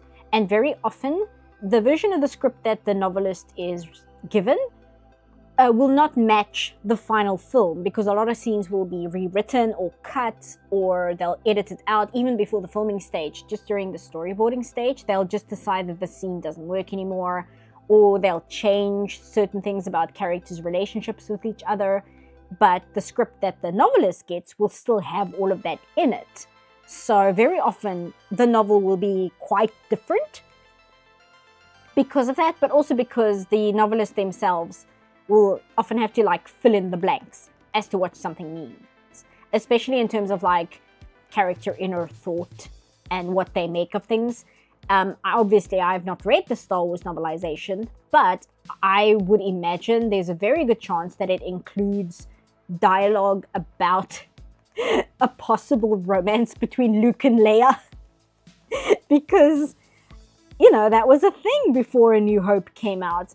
I have saved photos from the internet, just because they're kind of funny, of cosplayers who would go to Comic-Con before A New Hope came out, and it would be couples that cosplay as Luke and Leia as like a romantic couple, and it's like, oh, this did not age well. The poor things, they didn't know. They did not know. I remember coming across the novelized version of The Goonies. So I was introduced to Goonies, and the 4th grade me became a super fan long before the film had ever mainstream fandom. Yeah, that often happens as well. And then you have people, like you have novelizations. Novelizations of movies, that's like an entire topic. Again, I must look if there's like a video essay that explains it and goes into it, because it's generally very, very interesting. Because also, depending on how hot a property is, relates to how much you can get away with in a novelization. Because if it's something that came out just like brand new, there's often a lot more control exerted by the studio, where if it's something like Star Trek, you can get away with a lot of things if, you know, you're writing for the original Trek show, which came out in the 60s, you know? It's a really, really interesting topic that I think I should look into a little bit more. I remember a joke about that on the 70s show. Yeah, they probably joked about it, because it was true. Again, I've seen the photos of cosplayers. That was very much a thing. And it's because nobody knew they were supposed to be related. That only became a thing while they were filming or writing or whatever it was. A New Hope. Not A New Hope, sorry. I keep saying A New Hope. I mean The Empire Strikes Back. I don't know why I keep saying A New Hope when I mean The Empire Strikes Back. But the decision to make Luke and Leia related, I believe that was a late decision. That wasn't the intention when A New Hope was made. But I might have to refresh my memory a little bit. Again, apologies to people who have been screaming at me that it's The Empire Strikes Back, not A New Hope. Wasn't it Return of the Jedi? Maybe. I don't know. You guys are confusing me with names. No, but it is A New Hope, The Empire Strikes Back, Return of the Jedi, right? Yes, it's in that order. It doesn't help that the names of the movies, they don't relate very well to what's happening in the film themselves. At least I think so. I saw a meme about that where somebody said like all the names for the Star Wars movies make a lot more sense if you change them.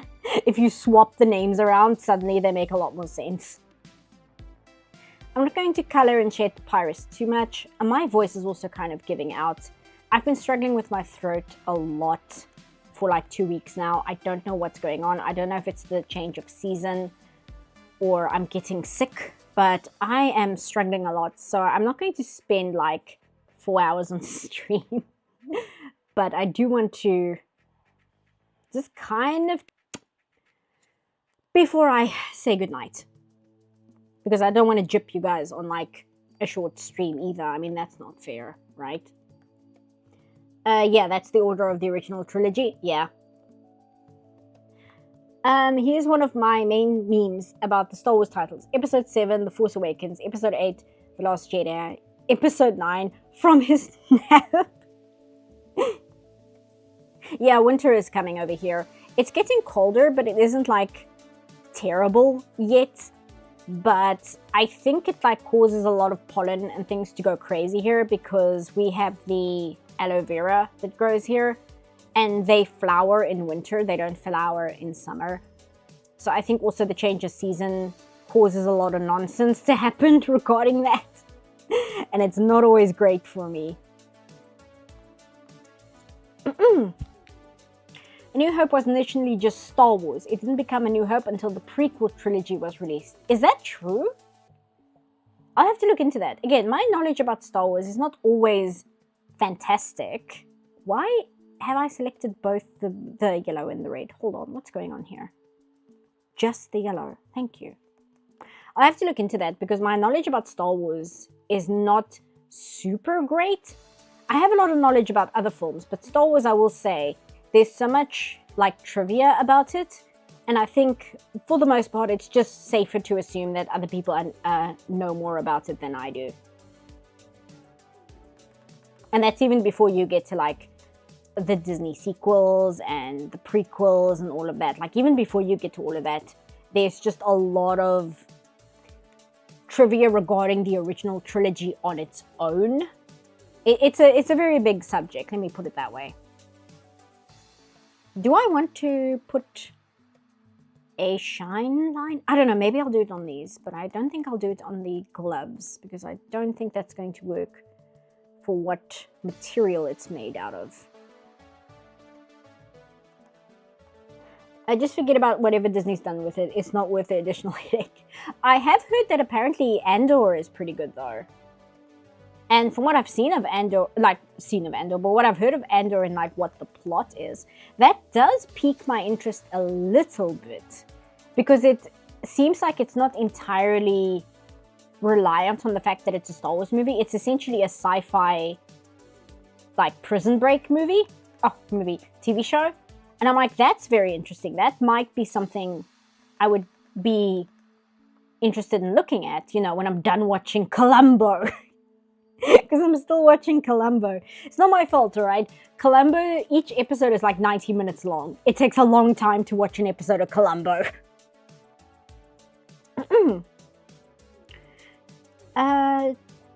That's the second half. Adam, I've enjoyed, Adam, I missed the part 1. Columbo's good. Really, really good. That show, like, genuinely holds up. Not every episode is great, but even the ones that aren't great are still decent. I can't say I've watched anything of Columbo where I'm like, well, that sucked. But every episode is like 93 minutes or something, so you can't just sit there and watch more than 3 episodes. I mean, you can, but then that's basically all you're going to do that day. Even before I gave up on Star Wars, I didn't watch Andor because I thought he was a crappy character in the movie. Really? Is that where BBC Sherlock got its structural ethos from Columbo? I'm not sure. I know very little about the Sherlock show from BBC.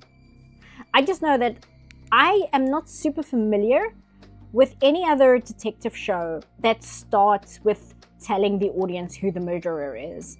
And then that the mystery comes into figuring out how on earth the detective is going to solve the murder. Because that's Columbo's whole thing. The thing about Columbo is the audience learns who the murderer is. That's the first thing that happens in the episode, is you get to see who is the murderer, who is the victim, how did they kill them, and why. And then the rest of the episode is you watching Columbo very slowly figure it out, and the mystery, as it were, is trying to keep up with Columbo and see when it is he starts putting the pieces together. Because Columbo himself is a rather mysterious figure. So I'm not entirely sure of any other detective show ever that works that way. Columbo isn't a whodunit, it's a how catch 'em. Yeah, exactly. And it's interesting because it's like, sometimes the way the crime is set up, you're like, I have absolutely no idea how anybody is supposed to solve this. I don't know how anybody is supposed to put these pieces together and figure out what happened. And it doesn't always work. Like I said, some episodes I'm like, not so sure about that one. But most of the time, it's really, really satisfying to watch. And I'm just not aware of any other show that uses that format in that way. Have you watched the Soviet Sherlock? I have not. But again, I'm so busy watching the most random stuff that it often probably comes across like I live under a rock. But it's like, oh yeah, I wanted to watch that, but then I started watching The Great White Silence instead. You know?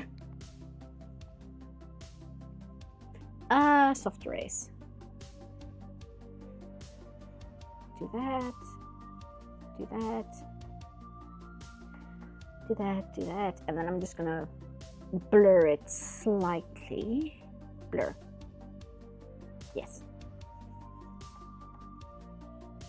Blur it there. Blur it there. Blur it there. And I'm just going to give him some color on his skull. Seriously, that sounds dumb. A cop detective show is much better when it's a mystery. No, but the mystery isn't so... There is a mystery to the Columbo episodes. Because Columbo, you're never from the perspective of Columbo. You are never sitting... Very much the episodes are written as if you're seeing it from the perspective of the murderer. So you as the audience member never really know where Columbo is going with something. So you are constantly kind of in the killer's shoes, where you're never really sure how much Columbo has figured out, How much has he figured out and how much is he still unsure of? And the show is just kind of watching Columbo very, very, very slowly circle the murderer and getting closer and closer to catching him. And I said to a friend, it's a lot of fun watching Columbo physically move around in a scene, because he's this schlubby little detective that's extremely unintimidating. So none of the characters who have done things wrong are aware of the fact that they are being circled by a shark who is looking for an opportunity to take them down. And that's where the enjoyment comes in. It's just watching and trying to see if you can keep up with Columbo in where the evidence is going to come from. What is it that's going to give the game away?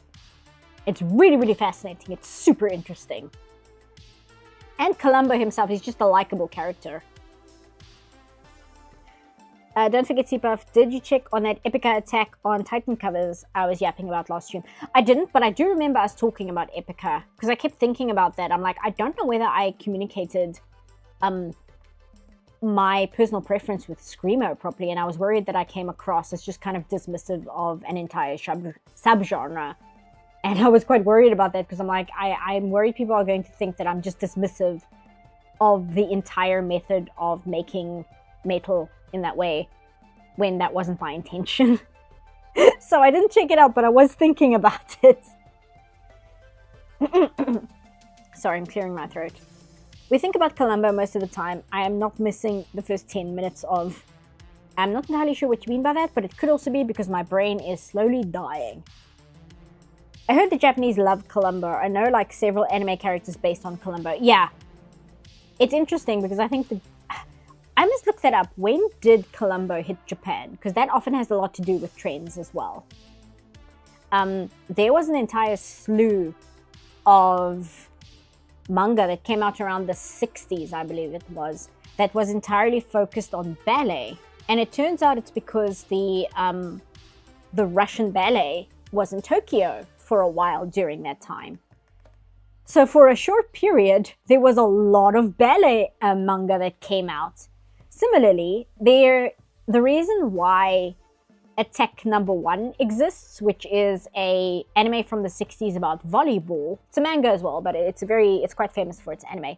The reason that exists is because Japan won a gold medal in the Olympics around that time for volleyball. So it's always interesting to me to see like what was it that caused a lot of trends to happen, specifically in like Japanese anime and manga, because usually there's something interesting happening. Like the reason there's a lot of koalas at a certain point in anime and manga is because the Tokyo Zoo had just acquired its first koala at some point, so everybody was putting it into their work. It's just very interesting to me, like how it informs the trends, as it were. Seriously, if you like power metal, check out Epica's Attack on Titan, or just Winds of Freedom at least. There's a little screaming involved here, but it's far from the majority. I'll check it out. I will say I'm not super into Attack on Titan, simply because of the baggage of that show, but I'm willing to check it out at least. I do know that Sabaton released their new song Templars, but I still need to watch it because like I said, I'm visiting my dad at the moment, so I haven't had time to sit down and listen to it properly yet. And I'm not entirely sure how well it will go over me when we're driving at some point, being like, do you mind if I just put on this power metal for like 5 minutes? I think they love him as much as they love the King of the Hill. Do they love King of the Hill? I'm not super familiar with that. I should check out some 2chan posts as to what it is that Japan is really into in terms of like American animation. Because I know China loves My Little Pony, the new one specifically. Not the newest one, the Friendship as Magic one. China loves that show. They, to this day, have so many like brand deals and like mall displays and all kinds of things, like specifically. I was into Attack on Titan until like the Titans basically turned into giant mechs, and then I was kind of less interested.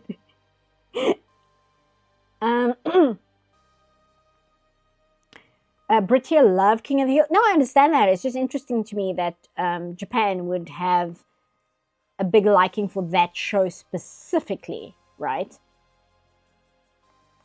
Again, I would look into it because I am interested as to why. Because that's the kind of thing I really enjoy. I really enjoy seeing where the,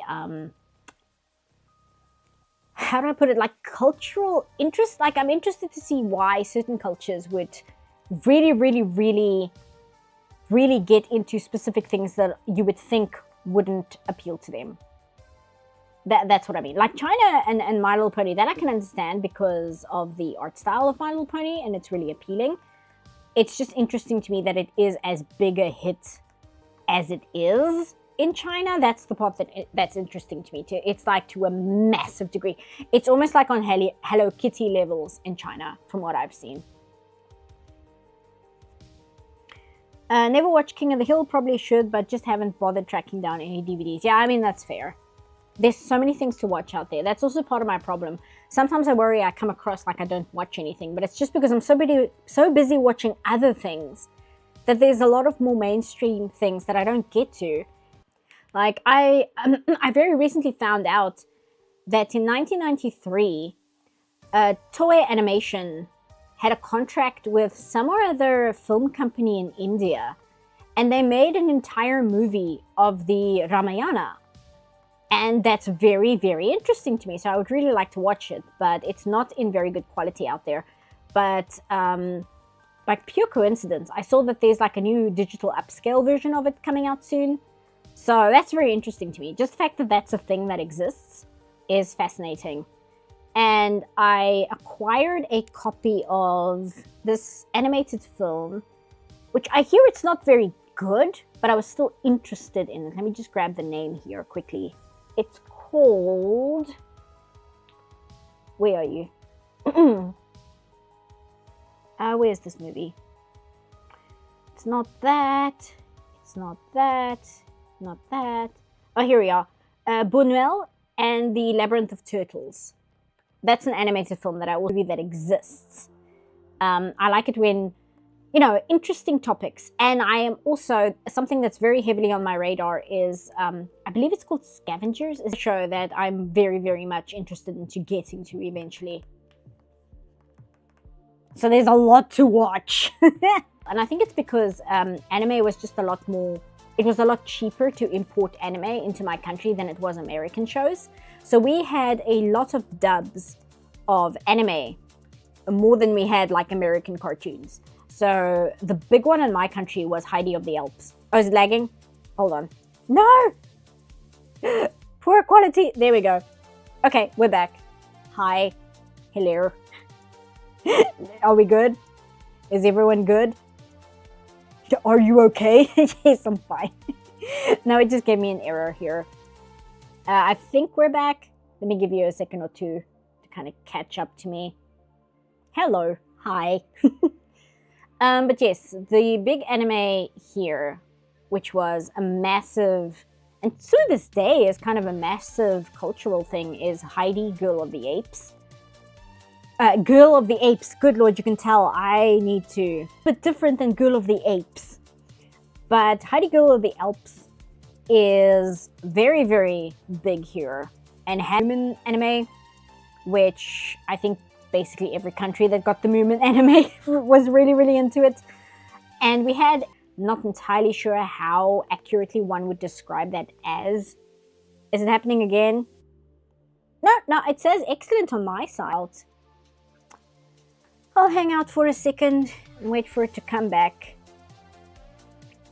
At least... Yeah, I know I'm bugging. Yeah. Hold on. I'll type it in chat in case you guys can see it. Yeah, it's saying the signal is poor, but luckily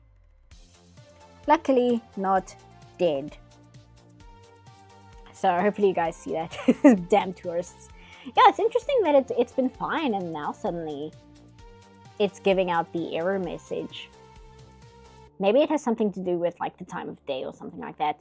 I think it's on my side because it's giving me an error over here. Okay, Monster Slurpee said they can hear me clearly again.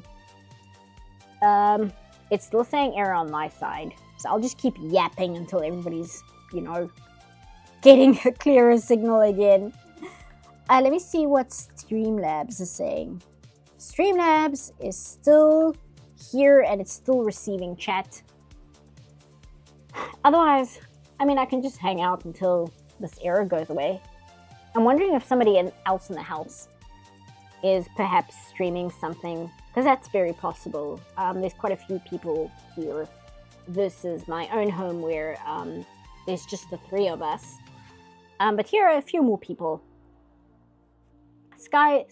Adam says, skies are, to put it mildly, overcast, and in the past week there's been 2 tornado warnings. Oh, that sucks, dude.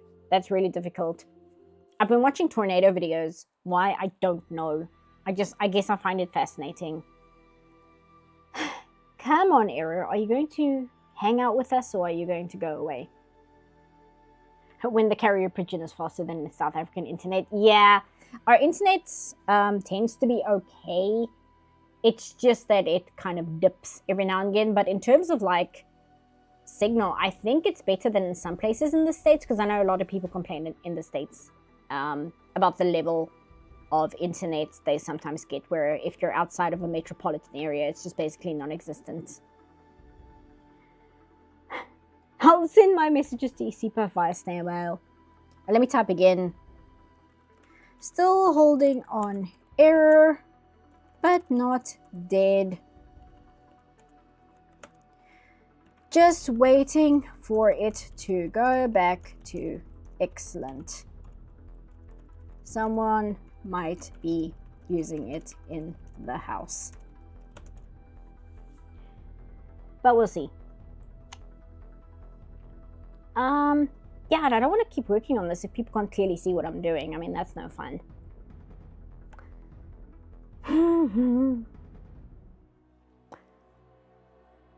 Otherwise, I mean, I can take a minute to just kind of grab something to drink, but no. If it doesn't clear up, I'll see whether, I don't know, I'll decide whether I want to end the stream and maybe restart it or something. Oh, you can hear me? Okay, Dr. Fate can hear me at least. Otherwise, I mean, I suppose I can keep going because the signal isn't dying. It's just telling me that the signal is weak. Seems okay now? Okay. I'm not going to restart the stream then. I'm just going to keep going and hope that it at least records it on the VOD or something. Okay, who's that? Let me just grab the user. Pond Scum. Pond Scum also says that they can hear me. So I'll work quickly and finish this off before anything worse happens and my internet just dies. It's done for the day. So let me just do the yellow and then I'll do the whites and then we'll call it a day. You can hear me too? I've been here all stream. Sounding good now? Okay, great. Yeah, let me finish this up before they actually decide that I've been talking nonsense for long enough. I dare to criticize the Fantastic Four movie. Now they're coming for me in retaliation. That's what it is. That's what I'm choosing to believe the problem is. Here we go.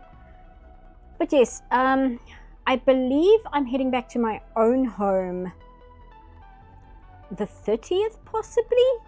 I was thinking of recording audio for the Velma video here at my dad's, but it might come to the point where it's just easier to record audio at home because my whole setup is there.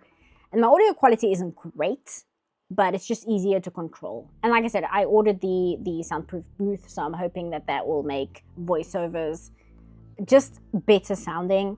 I get quite jealous of YouTubers who are men because I really enjoy a voice which is quite baritone and deep. I find it very pleasant to listen to. And as I've said before, sometimes I find it difficult for audio processing levels to listen to female voices. I struggle with this with music. I also struggle with this with audiobooks.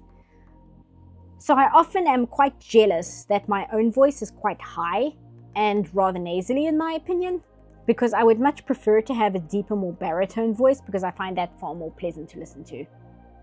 But that's just me, and I work with what I've got. I would rather stick with my own voice than rely on something like, I don't know, like AI voiceovers or whatever. I know I use that for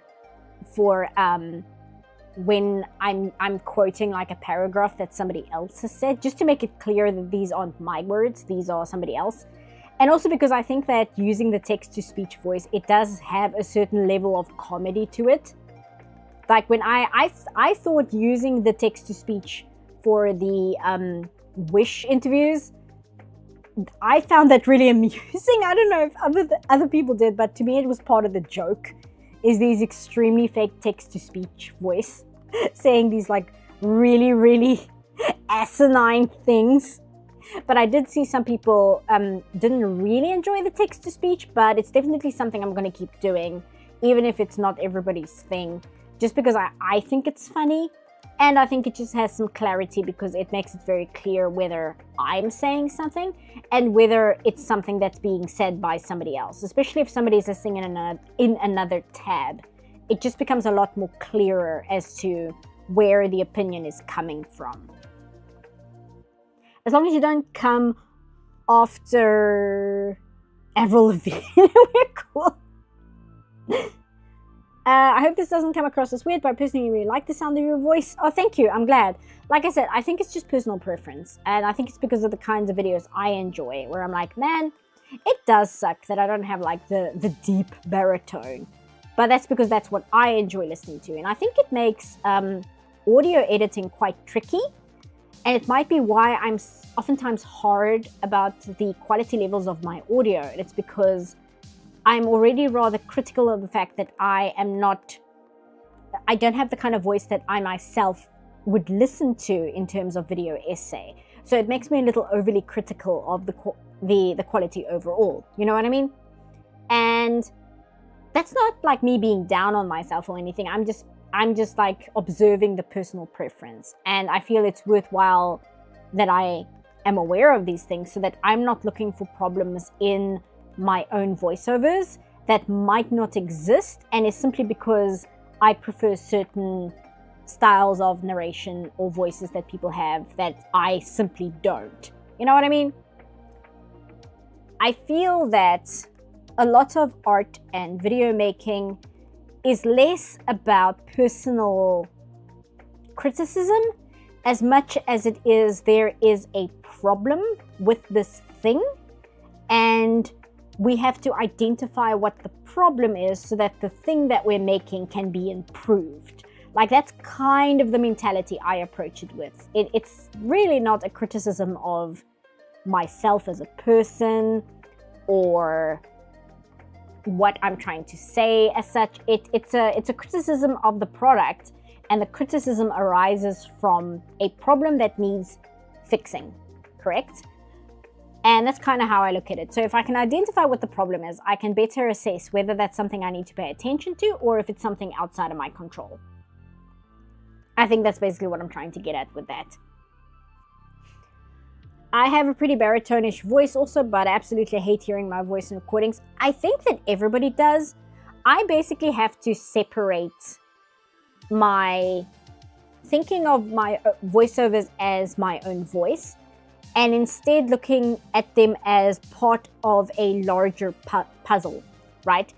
My voiceover is like a rough sketch that is part of the larger video I'm working on.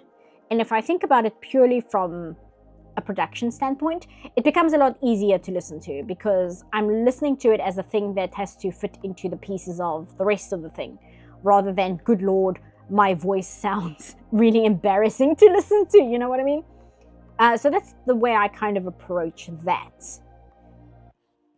But yes, that's kind of my critique of my own voice, I suppose, is just the identification for, well,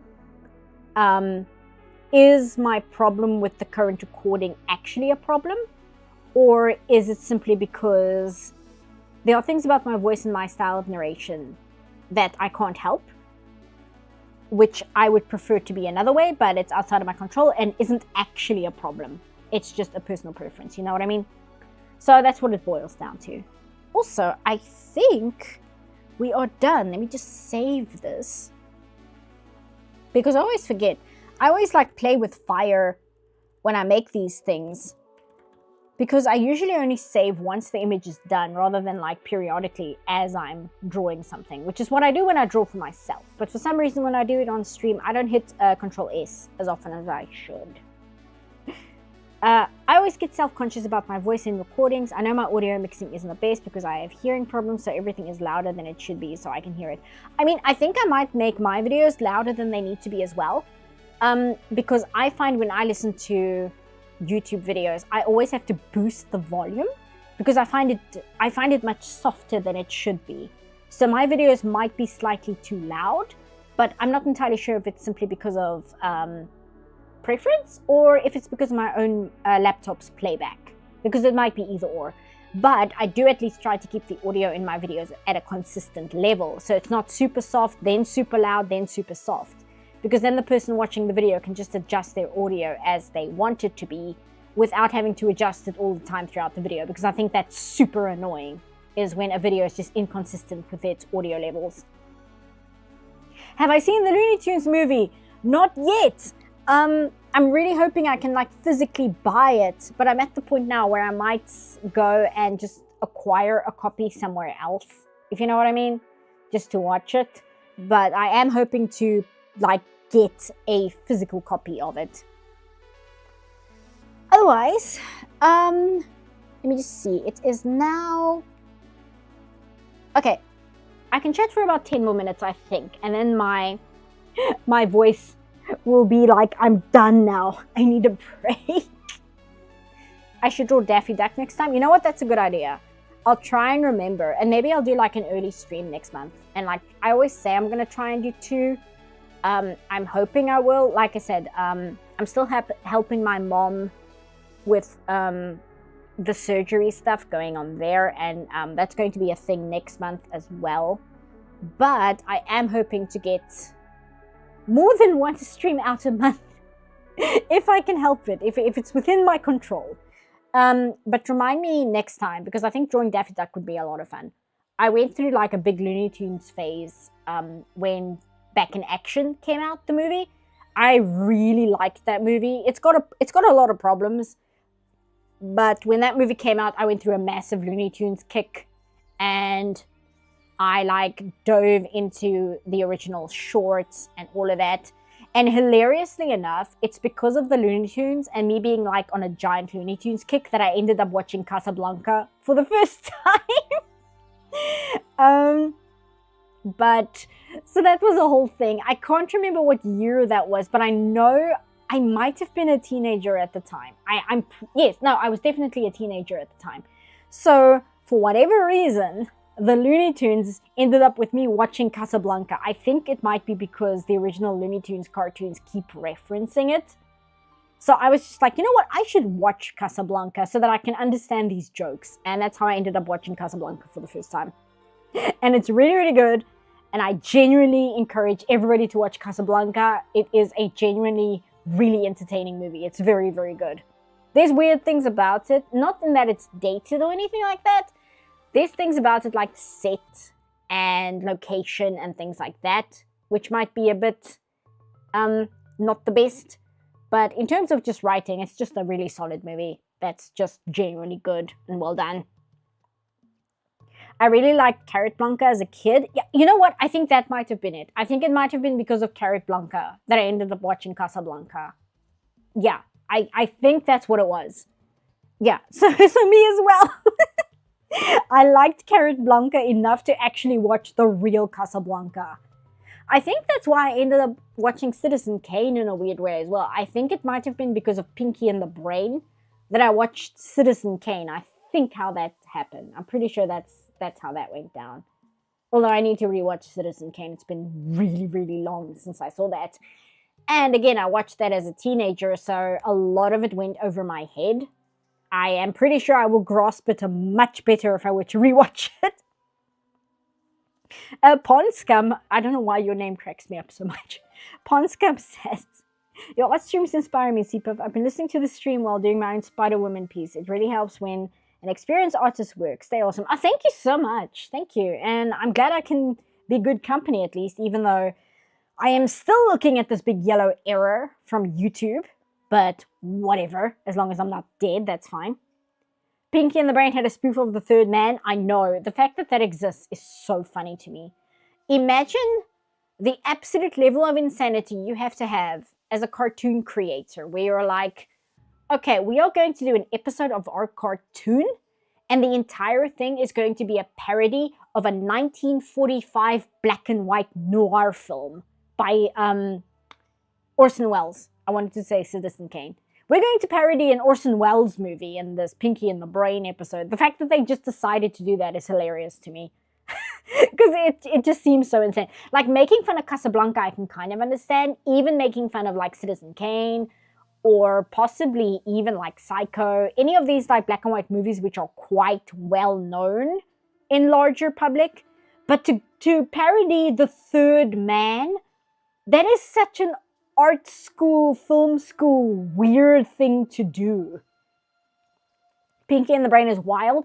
Pinky and the Brain is such an insane cartoon series. I recently rewatched it a few years ago, and that show is really, really something else in a way that's difficult to like really talk about without sitting down and writing out my thoughts, because there are so many strange things about that show that I don't know how to explain it. It's got a weird tone to it, where it starts off very much as like an Animaniacs spin-off show in the first season.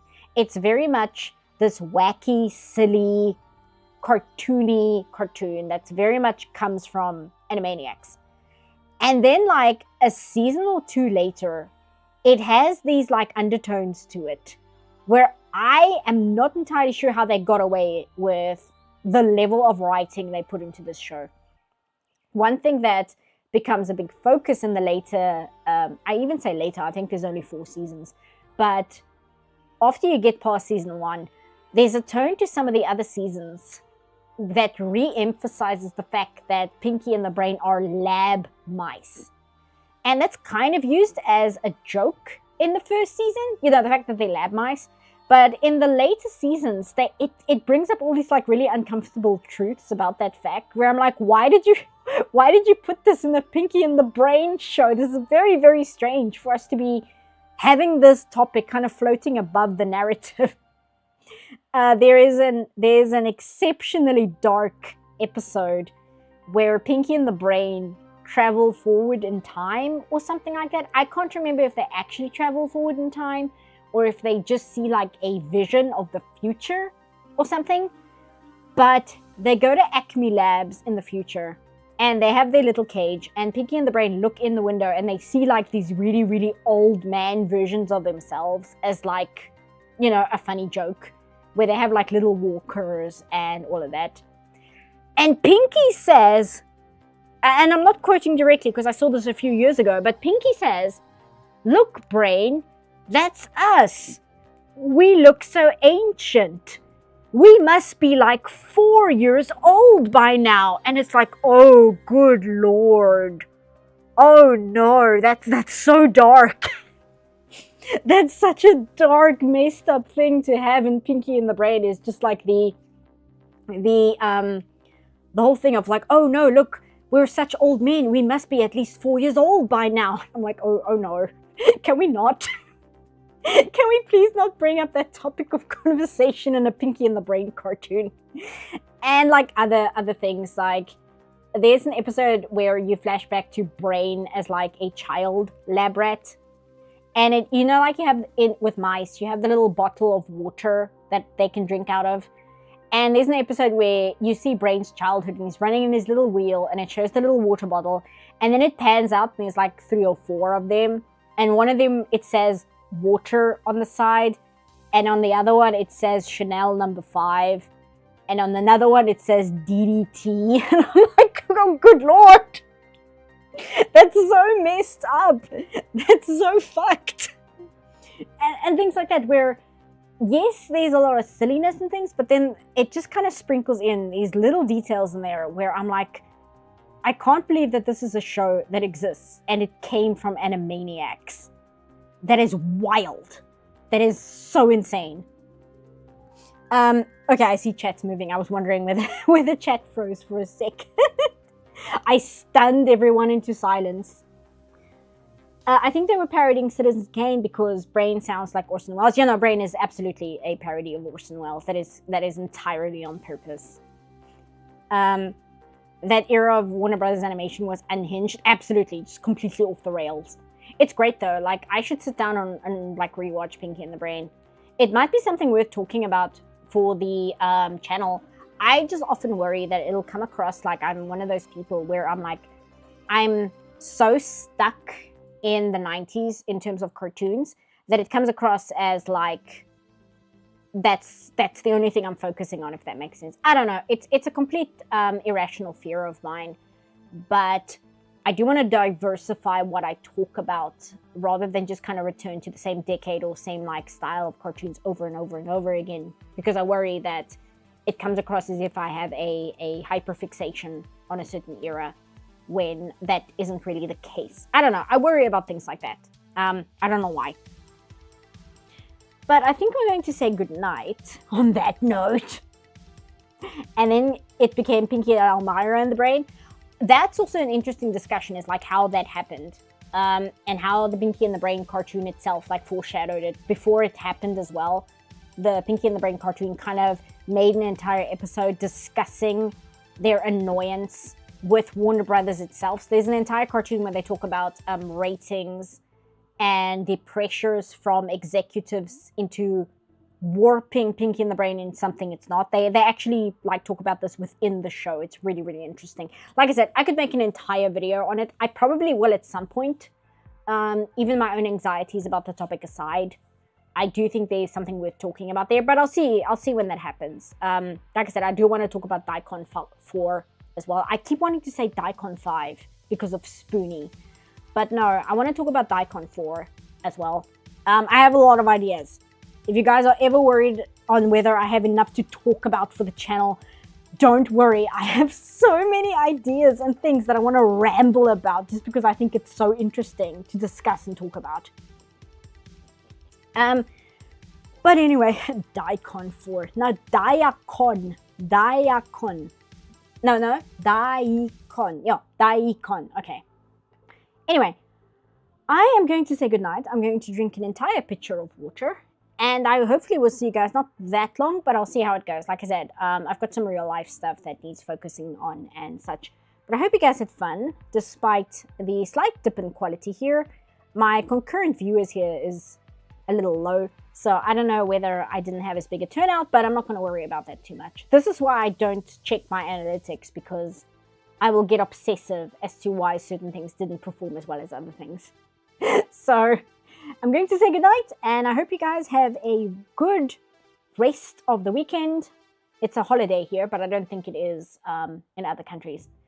So I'll just say goodnight. Where is my end screen? Oh, let me first stop the music, bring it back to that, and then put the end screen on, like that.